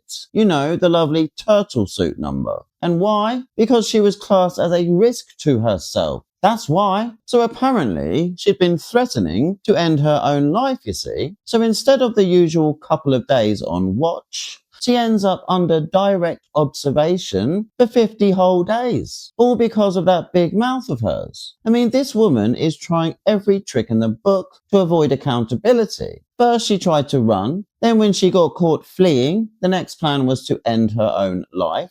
I mean, what is it with this lady? Every time reality gets too close, she tries to escape. I mean, it's always about avoiding consequences, never about facing what she's done. And we are supposed to believe that she is innocent.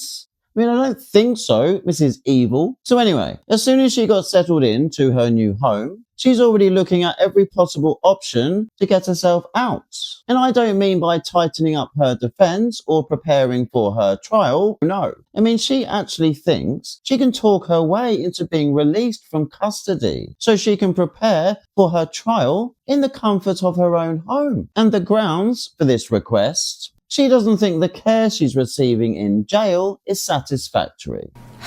And there are 66 women, all in bunk beds, all open.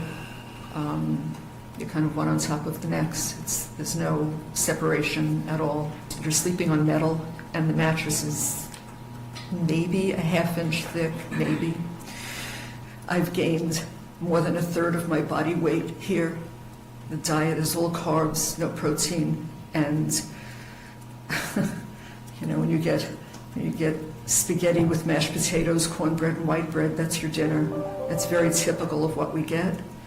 And we've had no exercise. I mean, even if you want to get off your bed and just try to do stretches or wall push-ups or anything, she says, this is not an exercise room. There's no exercising here. We don't get taken outside. I mean, at this point, I'm not even sure she realises where she actually is. I mean, you're in jail, Donna. This isn't a 5-star hotel. In jail, you get what you're given. And if you don't like it, there is nobody on earth who could care any less. But you can't tell this woman anything. So, of course, more taxpayer money had to be wasted because she decided to request an ARPA hearing. Basically Florida's version of a bond hearing, so she could get released and go home with the view to spending some quality time with Harvey. I mean, think on is all I can say. I mean, not only did she not have a good reason, but her co-conspirator had just been found guilty, and she herself had just been caught trying to emigrate. I mean, the audacity is unreal. But as we know, if Donna wants something, she pushes until she gets it. So yes, she got the hearing, but that doesn't mean the judge was ever going to agree. So the whole thing was a complete waste of time. But at least we got a chance to hear what she had to say regarding the failed escape attempt. I mean, listen to this. My husband and I were literally shocked and traumatized at what had happened to Charlie. And he said, we need to just get some peace. We need to catch our breath. We're going to go away somewhere. And I thought it was a good idea. He said, if we go to a non-extradition country, then if the law enforcement decided that they wanted to arrest you or me, whatever, both, he said, we won't be sitting in a foreign prison waiting months to go back. We can buy a ticket and we can go home. It appears that they would notify law enforcement in that country, and then they could hold you in a jail for God knows how long. And I didn't want that to happen. To get our heads on straight and just breathe. That's all I have. Thank you. Okay, so let me get this straight. She wasn't going to Vietnam on a one-way ticket with no return to a non-extradition country to escape and never come back. No. So according to her, she was going over there to get her head on straight so she could breathe. I mean, it's unbelievable. She genuinely expects people to swallow this nonsense. But of course, my new best friend, Judge Everett, basically told her to take a running jump, preferably into the ocean. And that was the end of that. So it was now August 2025. Jury selection had been done, the courtroom was set, and the dream team, Georgia and Sarah, were back once again to deal with the next Adelson on the list. So Judge Stephen Everett was presiding, and the charges were the same as before. First-degree murder, conspiracy to commit first-degree murder, and solicitation to commit first-degree murder. So same crime, same charges. And now it was Donna's turn. So originally, Donna did have a proper lawyer, Dan Rashbourne. So he represented her at the start, but that didn't last long. So he was forced to withdraw, you see, because of a conflict of interest. Rashbourne had already represented Charlie, as we know, and the prosecutors argued that keeping him on Donna's case could cause all kinds of ethical problems, especially if Charlie became a witness or if their stories didn't line up. So the court kicked him off the case. And that's how we ended up with the circus you're about to meet. Because now there was a new character working for the enemy, Jackie Fulford. And God knows where Donna found this one. I mean, she was really scraping the barrel here. I mean, I don't know if they'd just run out of money by this point or what. But this lawyer was just awful. I mean, apart from Donna, she has to be one of the most unlikable people I have ever come across. And believe it or not, she used to be a judge, but that didn't last long. She resigned, you see, but let's be real, it wasn't some graceful exit. No, it was one of those resign now or we'll remove you situations. So the kind where everyone pretends it's voluntary, but the writing's been on the wall for months. So Jackie Fulford stepped down after a series of issues that made it impossible for her to stay on the bench. Poor judgment, inappropriate conduct, and behaviour that simply didn't meet the standards expected of a judge. So now here she is, years later, a walking failure, representing Donna Adelson in a first-degree murder trial. And sitting next to her was Joshua Zellman, who I'm told is a good defense lawyer. But you could have fooled me, because Jackie doesn't let him talk much. At first glance, I genuinely thought he was just a well-dressed paralegal, but it seems not. He is actually a real lawyer. So there you have it. George and Sarah versus Josh and Jackie. Now let's fight. So now that we have the intros out of the way, it was time for Sarah Dugan to kick off proceedings again with another brilliant opening statement. And I must say this, this lady is very good. This is a complex case based upon layers and layers of lies, years of chaos, family drama, and more moving parts than I can count. But Sarah explains the whole thing from start to finish in this clear, easy to follow presentation. And honestly, she has definitely landed on her feet here, because she must be learning so much working with Georgia. By this point, Georgia was a veteran prosecutor, and a great one at that. Sarah's good, but standing next to Georgia, that's like doing driving lessons with Lewis Hamilton. You're going to level up, whether you like it or not. Tragically, on July 18th of 2014, Dan Markel was shot in the head in broad daylight in the driveway of his home in the Benton Hills neighborhood here in Tallahassee. Law enforcement began to investigate, and they learned that Dan Markel was entangled in a very nasty divorce with his ex-wife, who is the defendant's daughter. A review of the divorce case file reveals that Wendy Adelson had asked the court to allow her to relocate to Miami. The victim, Dan Markel, as y'all can imagine, is adamantly opposed to this. In June of 2013, the judge in the divorce case ended up ruling in Dan Markel's favor. After the judge denied the relocation motion, the defendant told Wendy Adelson in emails that Dan Markel has not beaten the Adelson family yet. Her mother, the defendant, hated Dan Markel, and the defendant set out a plan of action that the defendant told Wendy would make Dan Markel absolutely miserable. So, for the plan of action, the defendant knew that Dan Markel was devoutly Jewish. So she came up with the idea for Wendy to pose Dan Markel's sons for pictures in front of a Catholic church, and then post the pictures to social media, and even announce on social media she was getting the children baptized, just to make it appear to Dan Markel that she was changing their religion. The defendant said that it did not matter to her if Wendy had to dress her two little toddlers up in Nazi or SS uniforms, as long as she was able to get them to South Florida and show Dan Markel that he was not in control. And being a caring and involved parent is great, but the defendant's participation in her children's lives went beyond mere involvement or even meddling. She was extremely controlling.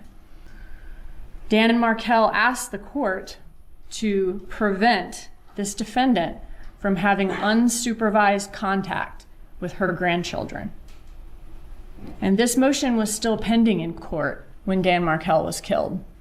You will see that this defendant conspired with her son, Charlie Adelson, who solicited his girlfriend, Katherine Magbanua, to get this murder done. And then this defendant paid her with cash, with checks for the job once it was completed. The defendant acted in furtherance of this murder plot that went beyond just thinking about it or just talking about it. And these acts make her guilty as a principal to first-degree murder, just as if she was the one pulling the trigger in the garage herself. And then it was the defense's turn. And honestly, this woman irritates me whenever she opens her mouth. So instead of getting to the point, she opens by talking about Dan, going on about what a great guy he was, how wonderful he was, and how much everyone loved him. Which, yes, is true, but it's not for her to say. She didn't know him, so why is she standing there acting like she did, whilst representing the woman who clearly despised him and helped orchestrate his murder? The contradiction is insane. And then she makes it even worse by calling him Danny, because that is what people who actually knew him called him. Family, friends, not the defense lawyer working for the person who wanted him dead. And I'm not trying to be informal when I say that. I respect Mr. Markel, Dr. Markel, but because so many people in the trial are going to refer to him as Danny, I'm going to do that if that's okay. It was an insult to Dan's family, his memory, and anyone with a functioning heartbeat. And after all that fake sentiment, she then spends the rest of her time explaining how the murder happened, which we already know. Sarah just told us. So why Jackie wasted her slot repeating the entire timeline like she was reading from Sarah's notes is beyond me. And then after all that filler, she finally gets to the point. The state doesn't have any evidence. They only have theory and motive, which she could have said in 2 minutes. This case is really a lot about theory and motive and not evidence. She is not the person that the state is portraying her to be. She's kind, caring, loving. She cares more about people than she does about herself. The state has a theory, and for the past 9 to 11 years, in fairness, probably 9 years, they've told this story, and it's outrageous. It gets people's attention. It's made a lot of money for the media, and it got big attention because this is outrageous, what happened. It is truly outrageous. But what's more outrageous is, without any evidence, only motive and theory, they put her at the top of this pyramid. She's the matriarch. She's the matriarch mastermind. So why she padded that with all this emotional nonsense, contradictions, and recycled information is a mystery. Either way, it was embarrassing. But thank God it's over, so we can crack on. So now that we had got all of that out of the way, it was time for the state to present their case. And by this point, we knew exactly what was coming. The lineup was predictable. Luis Rivera back again, followed by KD, both basically saying the same thing they said in Charlie's trial. But this time, after the usual suspects, there were a few new players the state brought in. People we hadn't heard from in earlier trials. Fresh angles, if you like. And a few extra nails in Donna's coffin before taking Wendy, her lies, and her selective memory apart all over again. Then following that, bringing Jeff back in again to contradict it all again. But this time, without the double hearsay hoo-ha we had last time. And with that said, it was time to hear from Robert. And boy, was his testimony refreshing to hear. An Adelson who actually tells the truth. I couldn't believe it. Donna trains them from such a young age to follow her lead by being dishonest, entitled, and self-centered, with absolutely no moral boundaries. But somehow, Robert seemed to have slipped through the net with a mind of his own.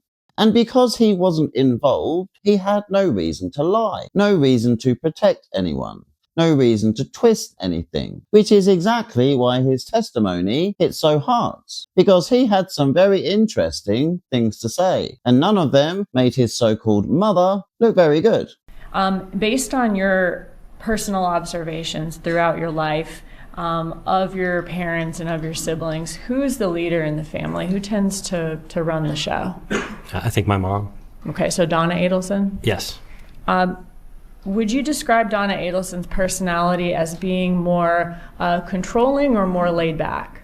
I think more on the controlling side. Did she have strong opinions about who you all married and what you all did for a living and those types of things? Yes, I think she had certain sort of rigid, fixed ideas or impressions for what she wanted for us. And if you went along with that, things were fine. If you didn't, things were not fine. And how did Donna Adelson feel about Dan Markel in 2014? I mean, she hated him. All right, so how did you first hear about Dan Markel's murder? I think I got a phone call first, and then I was in a meeting, and so I just said, can I call you later? And then I got a text message shortly thereafter, like right before 10 in the morning. It said, like, tragedy here, please call. So I walked out and went to the hotel lobby and just hit call. I remember being, in the lobby of the Westin, and I assumed something, terrible had happened, and but I wasn't ready for it. She said, so we just want to let you know that Danny's been shot, and they took him to the hospital, but he didn't make it. And it didn't make any sense. And did Donna Adelson ever say anything to you about having talked to law enforcement or the FBI? It was either that afternoon or the next day, but and she had called me and said, just want to let you know, if the police come around, don't talk to them. You already had talked to law enforcement? Yeah, I said I already did. What did she say to that? She said, oh, well, you don't know anything anyway. You don't know anything anyway? Correct. After the murder of Dan Markel, did Donna Adelson seem curious about who killed Dan Markel? Yeah, nobody seemed curious. It was an unsolved murder of, my former brother-in-law, like someone that we all know very well, and nobody had any curiosity about, who did this to Danny. What would your mom, Donna Adelson, do if you did try to ask her any more about Danny's murder after that? It wasn't a subject for discussion. It would be rerouted, or, it was just not a subject to discuss. So before we move on to see what lies Wendy is planning on telling today, there were a couple of other witnesses who brought something new to the table. Those being two jailhouse snitches, as they're commonly known. Basically, women who were in jail with Donna. And of course, we definitely wanted to hear what they had to say, because these people had gotten to know Donna very well. So apart from maybe Roberts, this was the closest we were going to get to understanding exactly who this woman really is and what she's capable of. Is she that loving, selfless person who apparently cares about everyone else more than she does herself? Or is she a scheming, selfish murderer? Because according to her, she is Mother Teresa's grandma with a handbag, but according to everybody else, she's not. So the first lady to step up was Drina Bernhardt, who grew very close to Donna during their time together. In fact, Donna referred to her as her jailhouse daughter. So according to Drina, Donna was basically trying to get her to commit straight up perjury. Not a little lie, not a slip up, but a full-on frame Katie as the mastermind of this whole thing. Okay. And at some point, did the defendant try to recruit you to become a witness for her in this case? Yes. And what is it that she wanted you to testify about? She wanted me to testify about numerous different things about Kay, mostly about Miss Magbanua. And Miss Magbanua, you knew her by the nickname Kay? Yes. Okay. At some point, did she prepare a script for you of exactly what she wanted you to testify to? She did. So this is what she wanted you to say in court? Yes, ma'am. So for example, how did you know Donna Adelson? You were supposed to say everyone knew her, she's been on the news. This says that you approached Mrs. Adelson and told her you had information about Kay that you wanted to give her. Is that true? No. This says that Kay told you that she told Charlie on the night of the murder that some friends of hers went to Tallahassee and killed him. Did Kay ever tell you that? No, ma'am.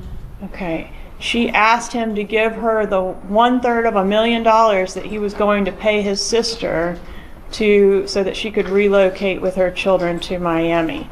He went crazy on her. He said that he was going that was going to be an offer to his brother-in-law not to kill him. Did Kay ever say any of that to you? No, ma'am. She convinced him that the murderers think a woman is paying for this. They don't know Charlie. She told him she wouldn't tell her friends who he is. She can keep him safe. So she was, according to this story, extorting money out of Charlie, but he didn't know it. He thought she was his friend, but really she was his enemy. Is that the deal? Yes, I suppose that's what it's supposed to be. He wouldn't have to take her out to a fancy dinner. She could buy plenty of fancy dinners with the $1/3 She said she fooled her baby daddy and she fooled Charlie. Sigfredo would do anything for her, and he did. Charlie was scared and easy to extort. What a stupid fool. He believed her that she was keeping him safe from the killers. Ha ha, what a joke. Is that the type of language that Katherine Magbanua would use? No. Did she give you anything or promise you anything in exchange for reciting this script? While I was in jail, I received packages and phone calls, and I was promised things as well. Okay, and you said she promised you other things in the future. What other types of things? $10,000, a grand piano. And it wasn't just the idea itself. It was the tactics, the bribery, the scheming, the manipulation. I mean, this woman is unreal. Of course, the defense got up afterwards and tried to discredit her as a witness. But here's the problem. When we heard about that whole script writing plan, the rehearsed stories, the lies, all of that. I mean, I'm sorry, but that had Donna's name written all over it. I mean, that's her style. That is her behavior. That is her entire personality in action. So what does it all boil down to? Well, it's simple. It doesn't prove she did it, but it proves exactly what she's capable of. And that's the part the jury were trying to figure out. So she's being accused of basically plotting her way to the finish line, with the defense's version being that she is just a misunderstood grandma. And then what do we get? Evidence of her literally doing the same type of trickery, just on a smaller scale in the jail. It's like she accidentally gave the jury a free sample of her own behavior, a little demo, if you will. And not only that, why behave like this if you're innocent? I mean, seriously, if you're innocent, why not just let the wheels of justice do their job? I mean, it's not like the justice system is out there throwing darts at a board. I mean, let's be honest, they rarely get it wrong. I mean, I'm not saying everyone is guilty, but most are. And more importantly, it's already been proved way before trial anyway. I mean, people forget this part, but before a charge even gets to trial, the police have to jump through hoops just to get the prosecutors to even look at it. Because unless the prosecution are basically certain they'll get a conviction, it's not going anywhere near a courtroom. So really, trials are basically just a confirmation exercise. And make no mistake about that. So when you consider all of that, a lot of people would say that this kind of behavior does actually prove guilt. Because innocent people don't act like they're auditioning for a role in Ocean's 11. Innocent people sit back, breathe, and let the process clear them. But not Donna. Why? Because she just can't help herself. I mean, she is literally her own worst enemy. So next up, from the Leon County Jail, was Patricia Bird. Yet another person Donna tried to rope into committing perjury with the same cheap promises. But yet again, this one had no problem talking either. None. She wanted me to say that Magbanua told me when we killed him, I knew my boyfriend's parents had money. Okay, so basically, she and some other people did this crime, and they did it because her boyfriend's parents had money. Yes. Did she offer you anything in exchange for you providing that information? Yes. What did she offer you? A trailer and some land, and she would have her husband fix my teeth. Okay. So, like, if you got out of custody, she'd help you buy a trailer and land? Yes. And that her husband could fix your teeth? Yes. Like veneers? Yes. Was any of that true as far as did Magbanua ever say those things to you? No, she did not. Did you ever outright ask her whether she did what she's accused of? I did. And what did she say to that? She said she did. It was to keep her grandkids, but it wasn't supposed to go that far. Okay, so she said she did do it, and she did it to keep her grandkids. Yes. But she didn't expect it to go this far. Yes. So now between these two women, we'd learnt a lot about Donna. I mean, she seriously needs to watch what she says and who she says it to, because those two just gave the jury enough material to raise some serious concerns. Especially that last comment from Patricia telling the jury that Donna even confessed. I mean, she didn't mean for it to go that far. But who cares, Donna? It did go that far, and you did it. So what have we discovered? Well, her true character, the real her, not the polished version she tries to present, the actual version that comes out when she thinks nobody that matters is watching. And the fact that she's already confessed doesn't help her cause either. So now that we'd heard from Donna's ex-best friends, it was time for the Wicked Witch Wendy to take the stand again. And honestly, I bet she wishes she had her broomstick today, because if she did, she'd be out of that courtroom before anyone even realised she'd taken off. But thankfully, broomsticks aren't allowed in the courtroom, so she's grounded for the moment. As part of your divorce, did you file a petition to ask the court for permission to relocate to South Florida? I did. Okay, and relocation was also very important to your mother, wasn't it? Yes. How did your mom feel about Dan Markel in this time frame, 2012 to 2016? I think her feelings about him changed over time. Okay, and what about in 2016? Did she hate Dan Markel? No, not in 2016. What about 2014? Did she hate him then? No. Did you ever say that you hated Dan Markel? I don't remember saying it, but I certainly could have. Tab 31, please, to refresh your memory. Did you refer to him as an STD?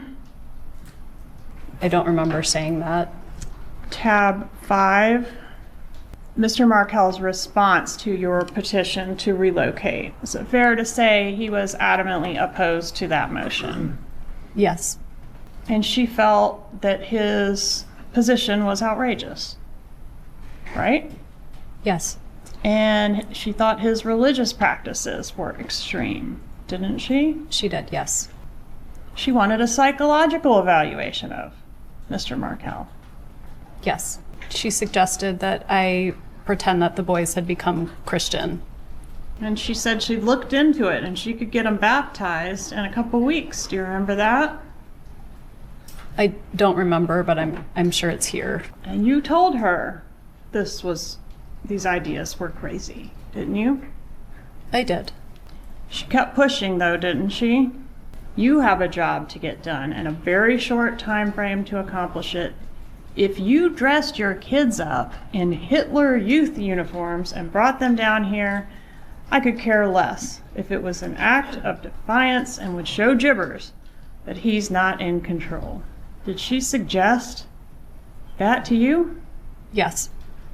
Did Dan Markel in March 26th of 2014 file a motion seeking to preclude your mother from having unsupervised contact with your kids? I don't remember him filing that motion. The boys were telling him, Grandma says you're stupid, Grandma says she hates you, and as a result he was concerned about your mom alienating the kids or turning the kids against him. I remember hearing about this motion. Okay. Which one is Katherine Magbanua? She's on the left with the white top. Okay, and that's you in the center there? That's me in the middle. Was Mr. Markel scheduled to leave town the day after he was killed? I don't remember if he was scheduled to leave town on Friday afternoon or on Saturday morning, but I know that he would go to New York every time he had a chance, and I think that was where he was going. But I don't know when he was leaving. Okay, if you'll take a look at not the binder we've been using, but the other binder. Okay. So it looks like I knew that he was leaving Saturday. Where was Dan Markel buried? In Toronto. Were you or your children in attendance at his funeral? No. Were you in any way involved in the plot to kill your ex-husband? No. When you were approached at the restaurant, you weren't yet told that this was a shooting, were you? I was not. In the car, they told me. Okay, in the car they told you what? They said, your ex-husband has been shot. Okay. So that you learned that information prior to getting into the interview room? Yes.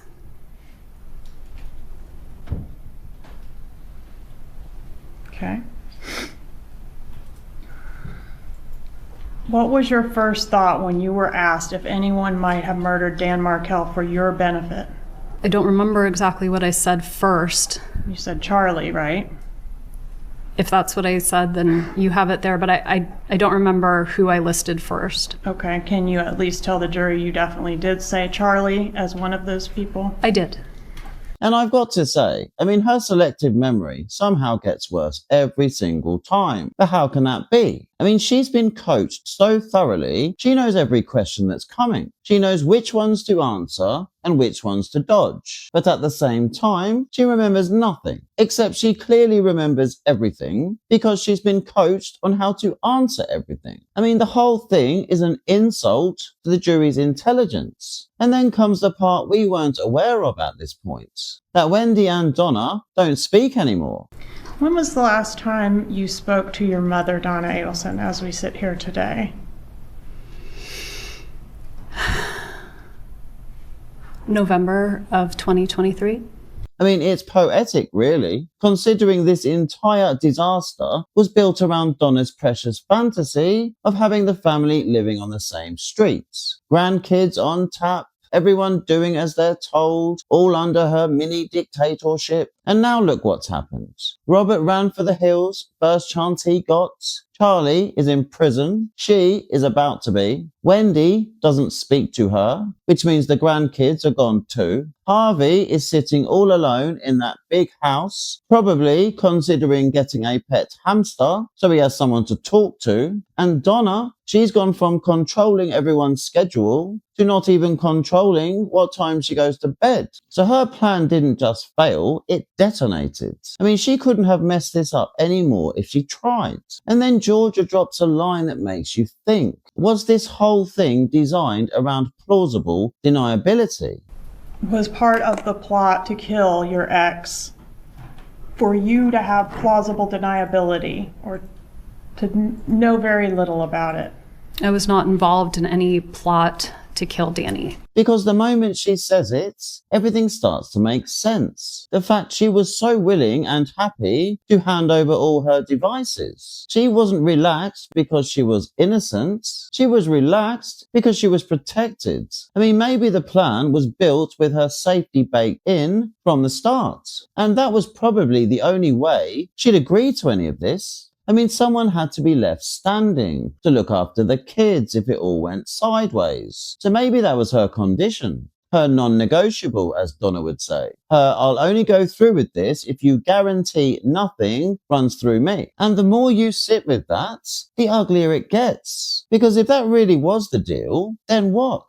Does she get to walk away from this whole thing untouched? Does she get to sit there, polished and rehearsed, while everyone else pays the price? I mean, that thought alone is sickening. And the worst part, I hate to say it, but it's actually starting to look possible. So now that we had heard enough shady behaviour to fill a Netflix series, the state rested, which means the defence now had the floor. And they started by standing up with a straight face, I might add, and filing a motion for acquittal. Which, if you're new to courtroom translations, basically means, Your Honour, this whole thing is a joke, my client is an angel, and we should all go home now because the state has proved nothing. So Joshua then takes about half an hour to say what I could have done in half a minute, which pretty much amounted to the following. There is no direct evidence, not entirely true, and the case is circumstantial. And to be fair, he wasn't wrong. It is mainly a circumstantial case. This is not news. But oh my god, what a massive collection of circumstances we have. So anyway, they gave it a shot regardless. But the moment Joshua sat down, Sarah got up, of course, to remind us all of exactly how guilty this woman actually is. The state first wants to point out the emails in this case that detail the defendant's hate for Dan Markel and her motive. We also heard from Rob Adelson and heard that she told him not to talk to the FBI. We also heard from Katherine Magbanua. She said that Charles Adelson said that his parents had just been at his house the night of the murder when she arrived, and then also told her his mom had washed the money. That testimony was corroborated by phone evidence showing that the defendant stopped at Charlie Adelson's house the night of the murder. We saw the text message from her saying she's outside his house. We also saw on the defendant's planner where in 2014 she had the year, make, model of Dan Markel's car as well as his license plate. We saw that she signed 44 checks to Katherine Magbanua from Adelson Institute over the course of 2 years. Donna Adelson, we also saw from the bump video, she was handed an article with Danny's picture about the murder. And she tells Charlie specifically that this involves the both of us. And we also have her admitting to one of her friends in custody, Patricia Bird, that she did do what she was accused of. And she's also offering to pay for false testimony from Bird and from Miss Bernhardt. We also have evidence of consciousness of guilt in this case. We have her fleeing with an emergency fast-track visa she sought to obtain within hours of Charlie Adelson's verdict. So while there is a lot of circumstantial evidence and inferences in this case, there is also direct evidence and an admission of guilt in this case. And once both sides had stated their case, all eyes were back on the judge to put a stop to this nonsense once and for all. As to the direct evidence, the circumstantial evidence, and also the consciousness of guilt evidence, the motion for judgment of acquittal will be denied at this time. So now that we had got past that pointless stunt, it fell to the defense to present their case. And don't worry, I'm not going to bore you with it, because trust me, it was painful enough the first time. And pretty irrelevant anyway, to be honest. I mean, at this point, the jury really just wanted to hear from Donna herself. I mean, that was the moment everyone was waiting for. But like she does with everything else, she tried to run away from the problem and refused to speak at all. No prizes for guessing why. Georgia would have crucified her if she went anywhere near that stand. So anyway, following all of that, the defense then rested, which can only mean one thing: closing arguments. And who better to deliver the final blow than Georgia Kappelman? And I have to admit, this lady isn't just good, she is likeable too. Very likeable. Unlike some people, Jackie, and that part matters more than people realise. So jurors don't just listen to all the evidence, they react to the person delivering it. People naturally buy into people they like. Not only is that a fact, but it is human nature, plain and simple. So when a prosecutor has that presence, the jury isn't just listening, they're opening to believing them. A huge advantage in any courtroom. And even more of an advantage when your opponent gives them nothing whatsoever to connect with. The evidence has shown that Donna Adelson was all about psychological warfare, and when all else failed, she was willing to do whatever it took. Charlie Adelson solicited Katherine Magbanua to kill Dan Markel, but why? Who solicited Charlie? She couches this relocation in terms of not only important, but like a matter of life and death. On June 21st, the court issued the order denying relocation. And this is where defendant reveals her plan of action, including having her Jewish grandsons baptized. She suggests that dressing her Jewish grandchildren up in Hitler Youth uniforms would be acceptable. That would accomplish her goals. Control is a theme that's featured prominently throughout this email and throughout this case. There is evidence that the defendant controlled Wendy, she controlled Harvey, and she controlled Charlie. But she could not control Dan Markel. The defendant wanted this done because that was the only way left to get a win. If he had submitted, if he'd let her take those kids, he'd be alive. In this email, he introduces what he calls a major issue. He assures her that he will, though, if necessary, seek judicial relief that prevents contact between the children and their grandmother. How do you think Donna took this information? Donna Adelson was losing. The boys and Wendy were stuck in Tallahassee, but as it turns out, Jibbers still had not beaten the Adelson family because there was still another option, the option of hiring the hitman.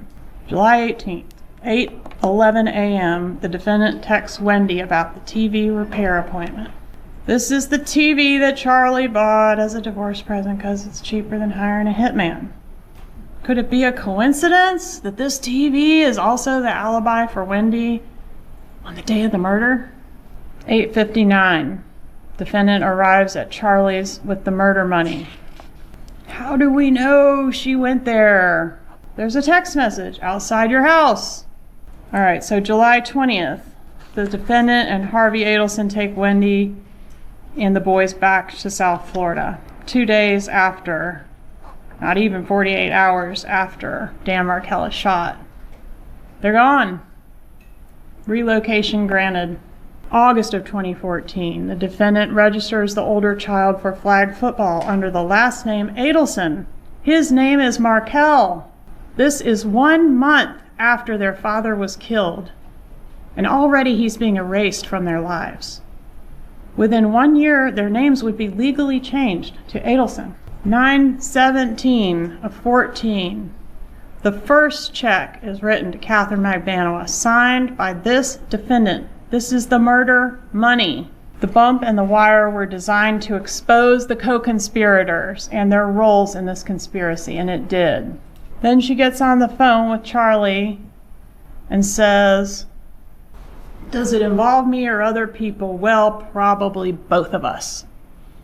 That is direct evidence. If anyone in that jury room wants to acquit her, make them tell you how that is not a confession. We talked in jury selection about the difference between direct and circumstantial evidence, and it's true that this is largely a circumstantial case. You might recall my powdered donuts example.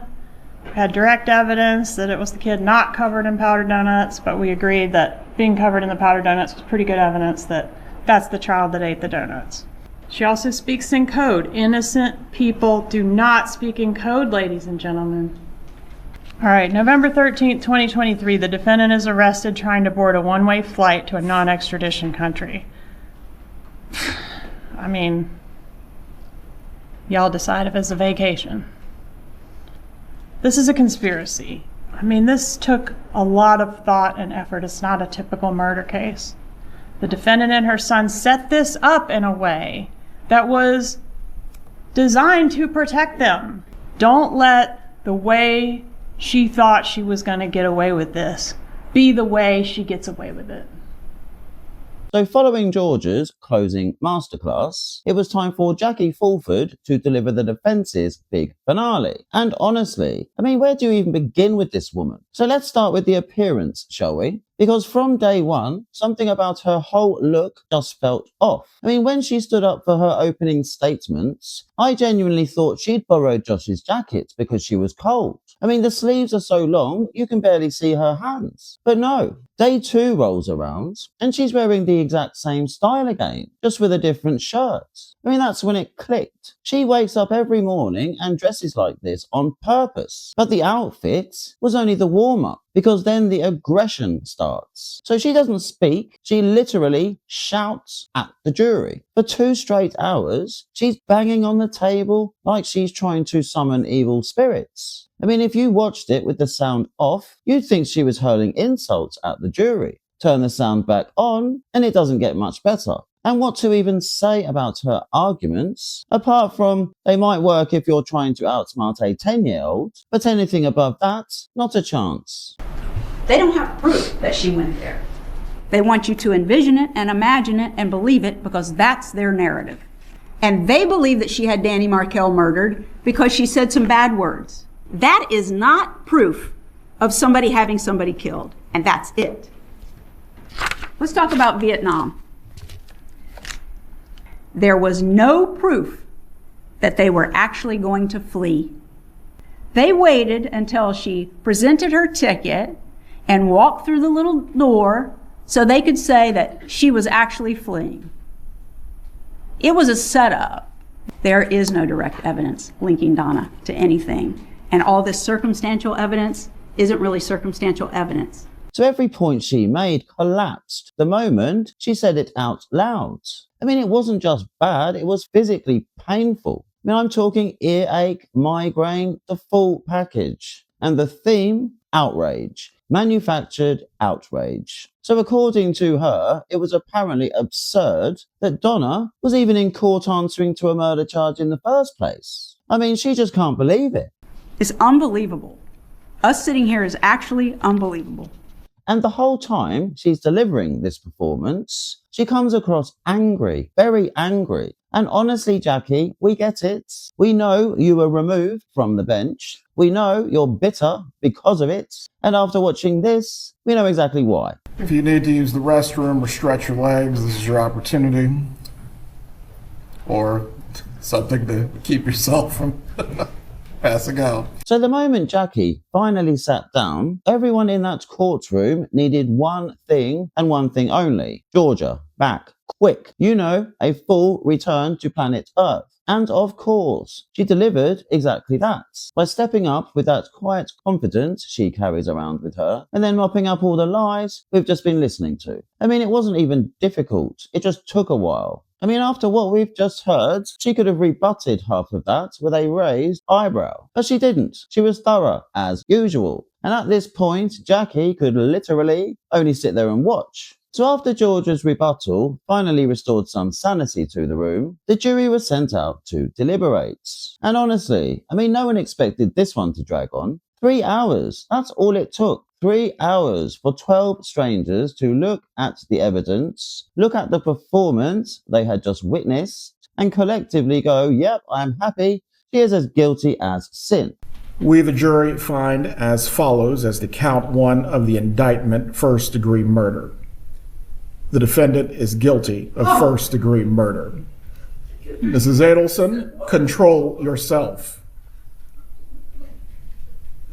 Count 2. We, the jury, find as follows as to count 2 of the indictment. Conspiracy to commit first-degree murder. The defendant is guilty of conspiracy to commit first-degree murder. Count 3. We, the jury, find as follows as to count 3 of the indictment. Solicitation to commit first-degree murder.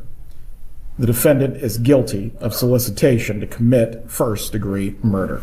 I mean, it was just drama. Pure drama. And from everything I've heard, it wasn't even a discussion. No tension, no disagreements. Everyone basically wrote their verdict on a slip of paper, dropped it into a jar, and that was that. And according to post-verdict interviews, that anonymous idea wasn't random. The jurors deliberately put slips into a jar, so anyone who felt nervous or intimidated about speaking could still give their honest view privately. And even with that safety net, every single slip said the same thing. And just so everybody is crystal clear, that was guilty on all 3 counts. A full house. Well done, Grandma. You are now officially a cold-blooded murderer. And the reason those poor grandkids you say you love so much no longer have a father. And who better to take the stand now and tell you exactly that? So following the guilty verdict, the judge allowed Phil and Ruth Markel to give their victim impact statements early. My name is Ruth Markel.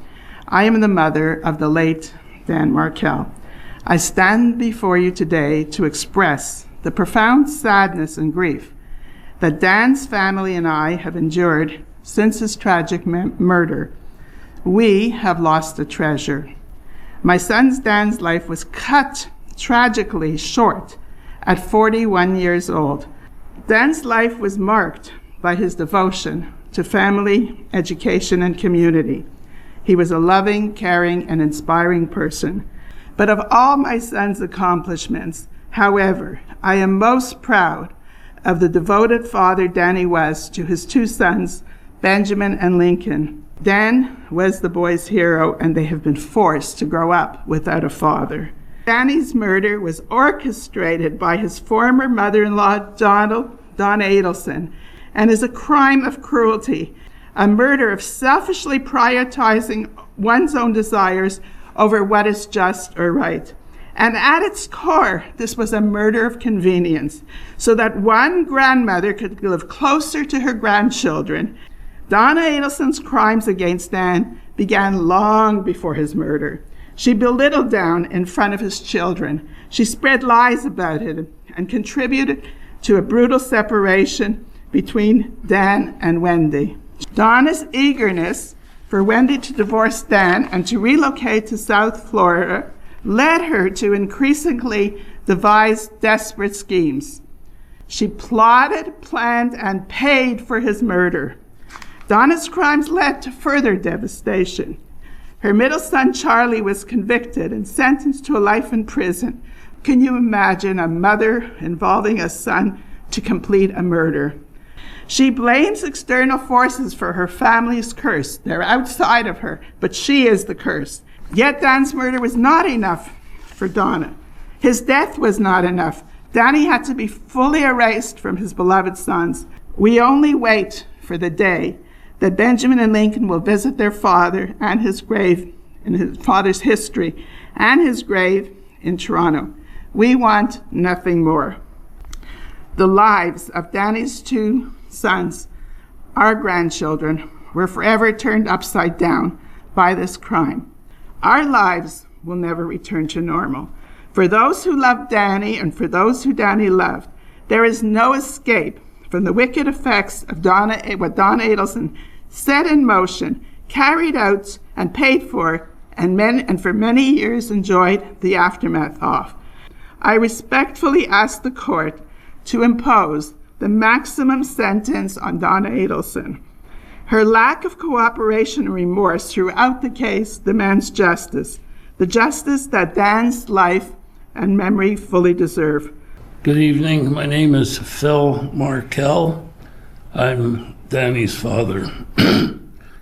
Donna's selfishness, cruelty, and complete disrespect for human life, along with that of her co-conspirators, have left families forever broken. For Donna, someone who claims to care so much about Ben and Lincoln, her sun shines. Her actions are beyond comprehension. She has harmed forever the people she claims to have loved. In the Jewish custom, we have an expression to always wish others to live to 120 years of age. For Donna, I wish her to live to 120, alone in her jail cell. I wish that every day of her remaining days she thinks about the harm she has caused to so many, especially those two boys she claims to have loved so much. For these reasons, Your Honor, I ask the court sentence Donna Adelson to the maximum possible sentence. And my only short question to Donna, was it worth it? And honestly, these statements weren't just overdue, they were long overdue. These two had been carrying this weight for over a decade.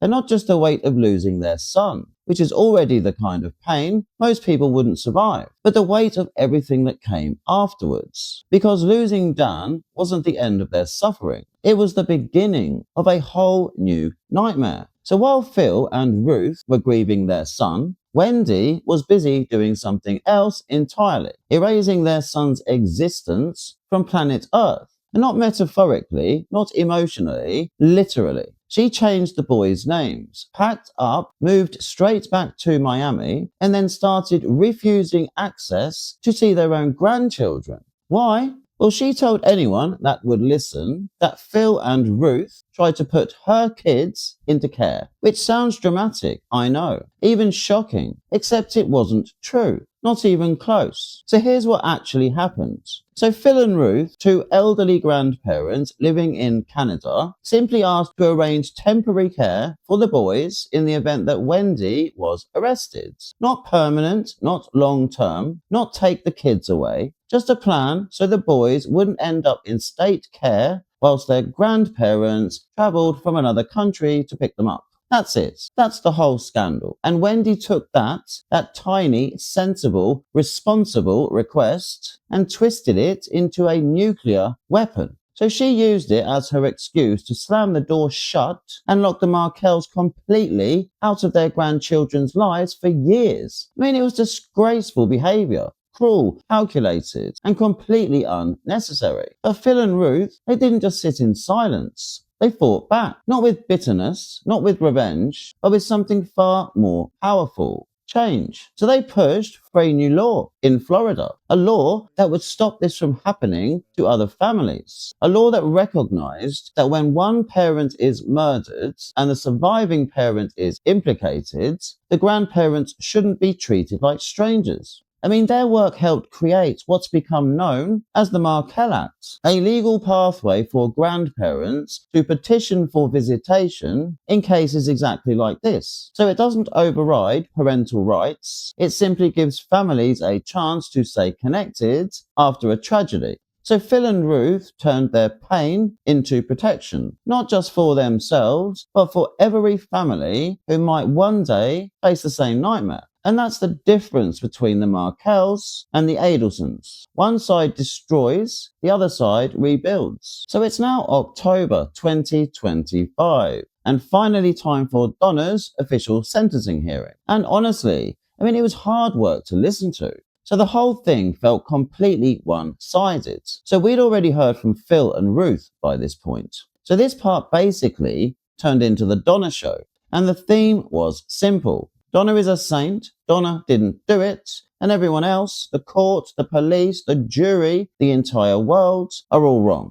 And it wasn't just Donna and Harvey, although they had plenty to say too. It was every single other person they made us listen to. All of them, acting like she's some amazing, loving person who couldn't possibly be guilty. I mean, it was insulting to even have to listen to. And by this point, as you can imagine, the judge was not impressed at all. Then Harvey steps up, another Adelson who should be in prison. And it's just more of the same. More denial, more delusion, more blame, more excuses. Except this time, the judge was not having it. I have been Donna Adelson's husband for over 50 years. She has done nothing wrong, and yet is being punished for a crime that she did not commit. I thought we lived in a different kind of world, but I guess I was wrong.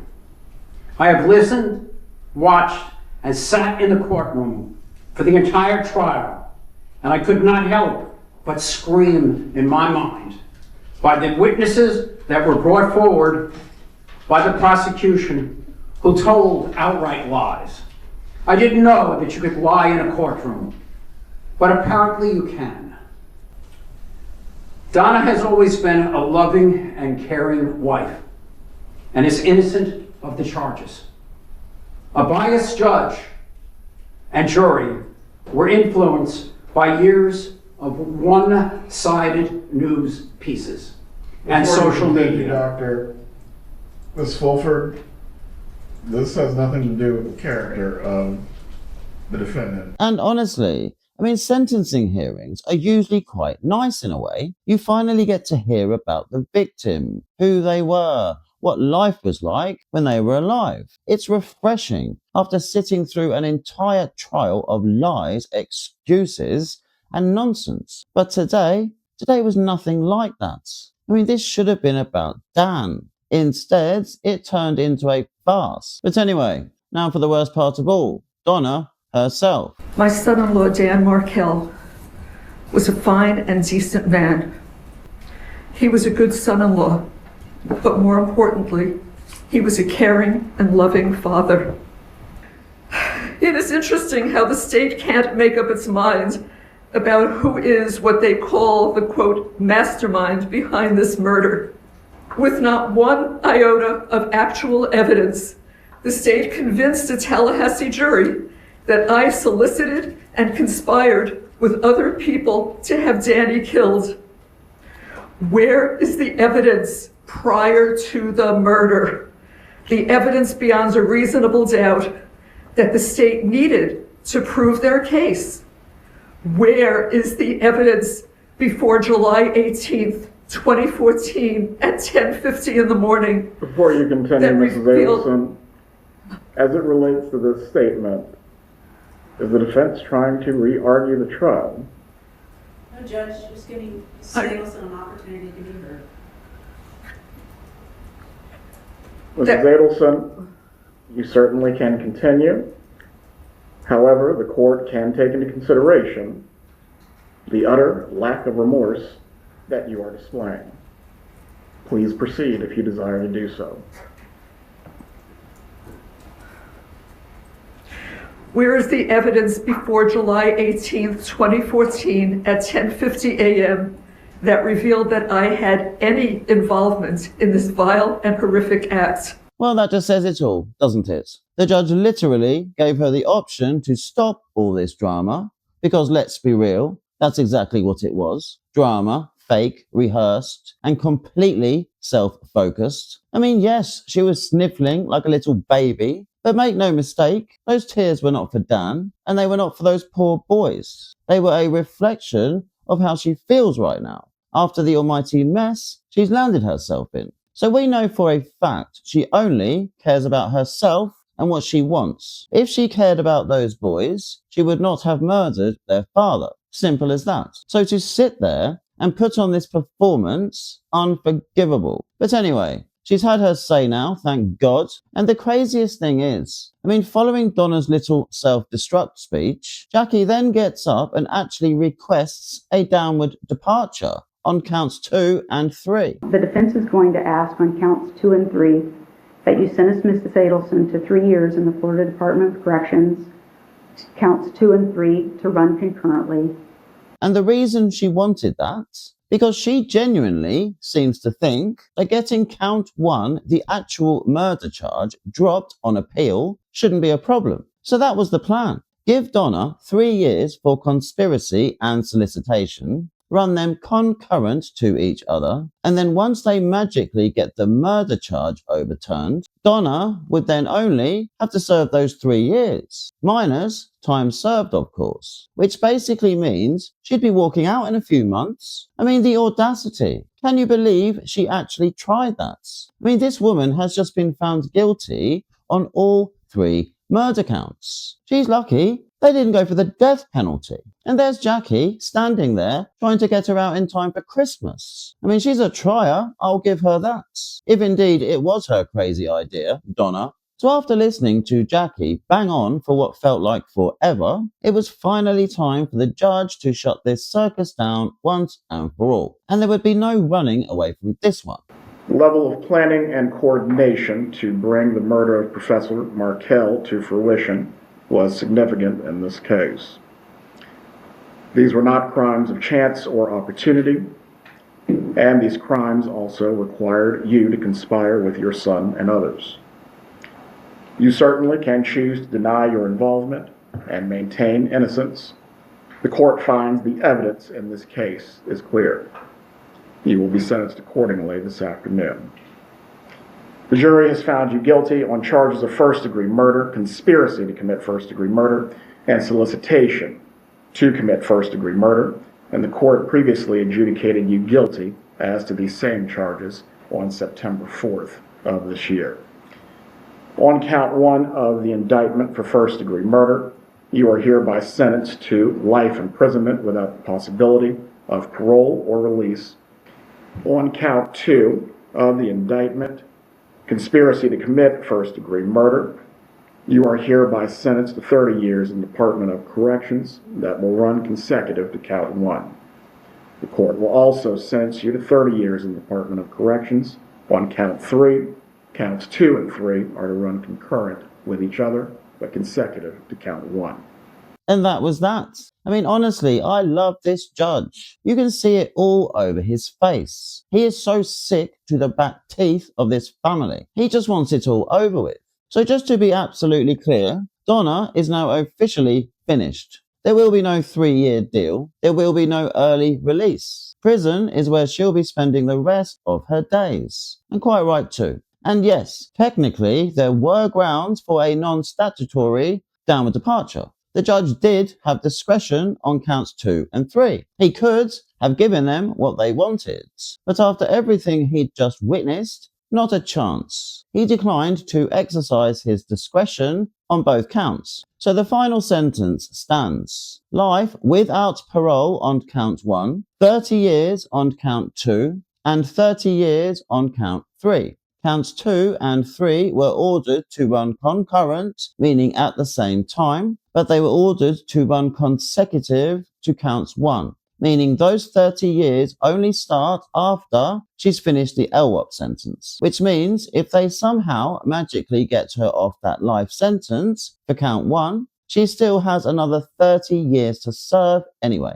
And let's be real, looking at her, I'm not convinced she'd make it 30 days, let alone 30 years. So after Donna was sentenced, that was that. Off she went, straight into the prison system. First stop was the Florida Women's Reception Center, which is a standard for any female entering the Florida prison system. Processing, assessments, medical checks, the usual. Then in December 2025, she was transferred to Homestead, which puts her closer to Harvey in South Florida. And that's where she'll be staying. Unless, of course, she thinks she can start plotting in there too. Because if Donna genuinely believes she's some master manipulator, she hasn't seen anything yet.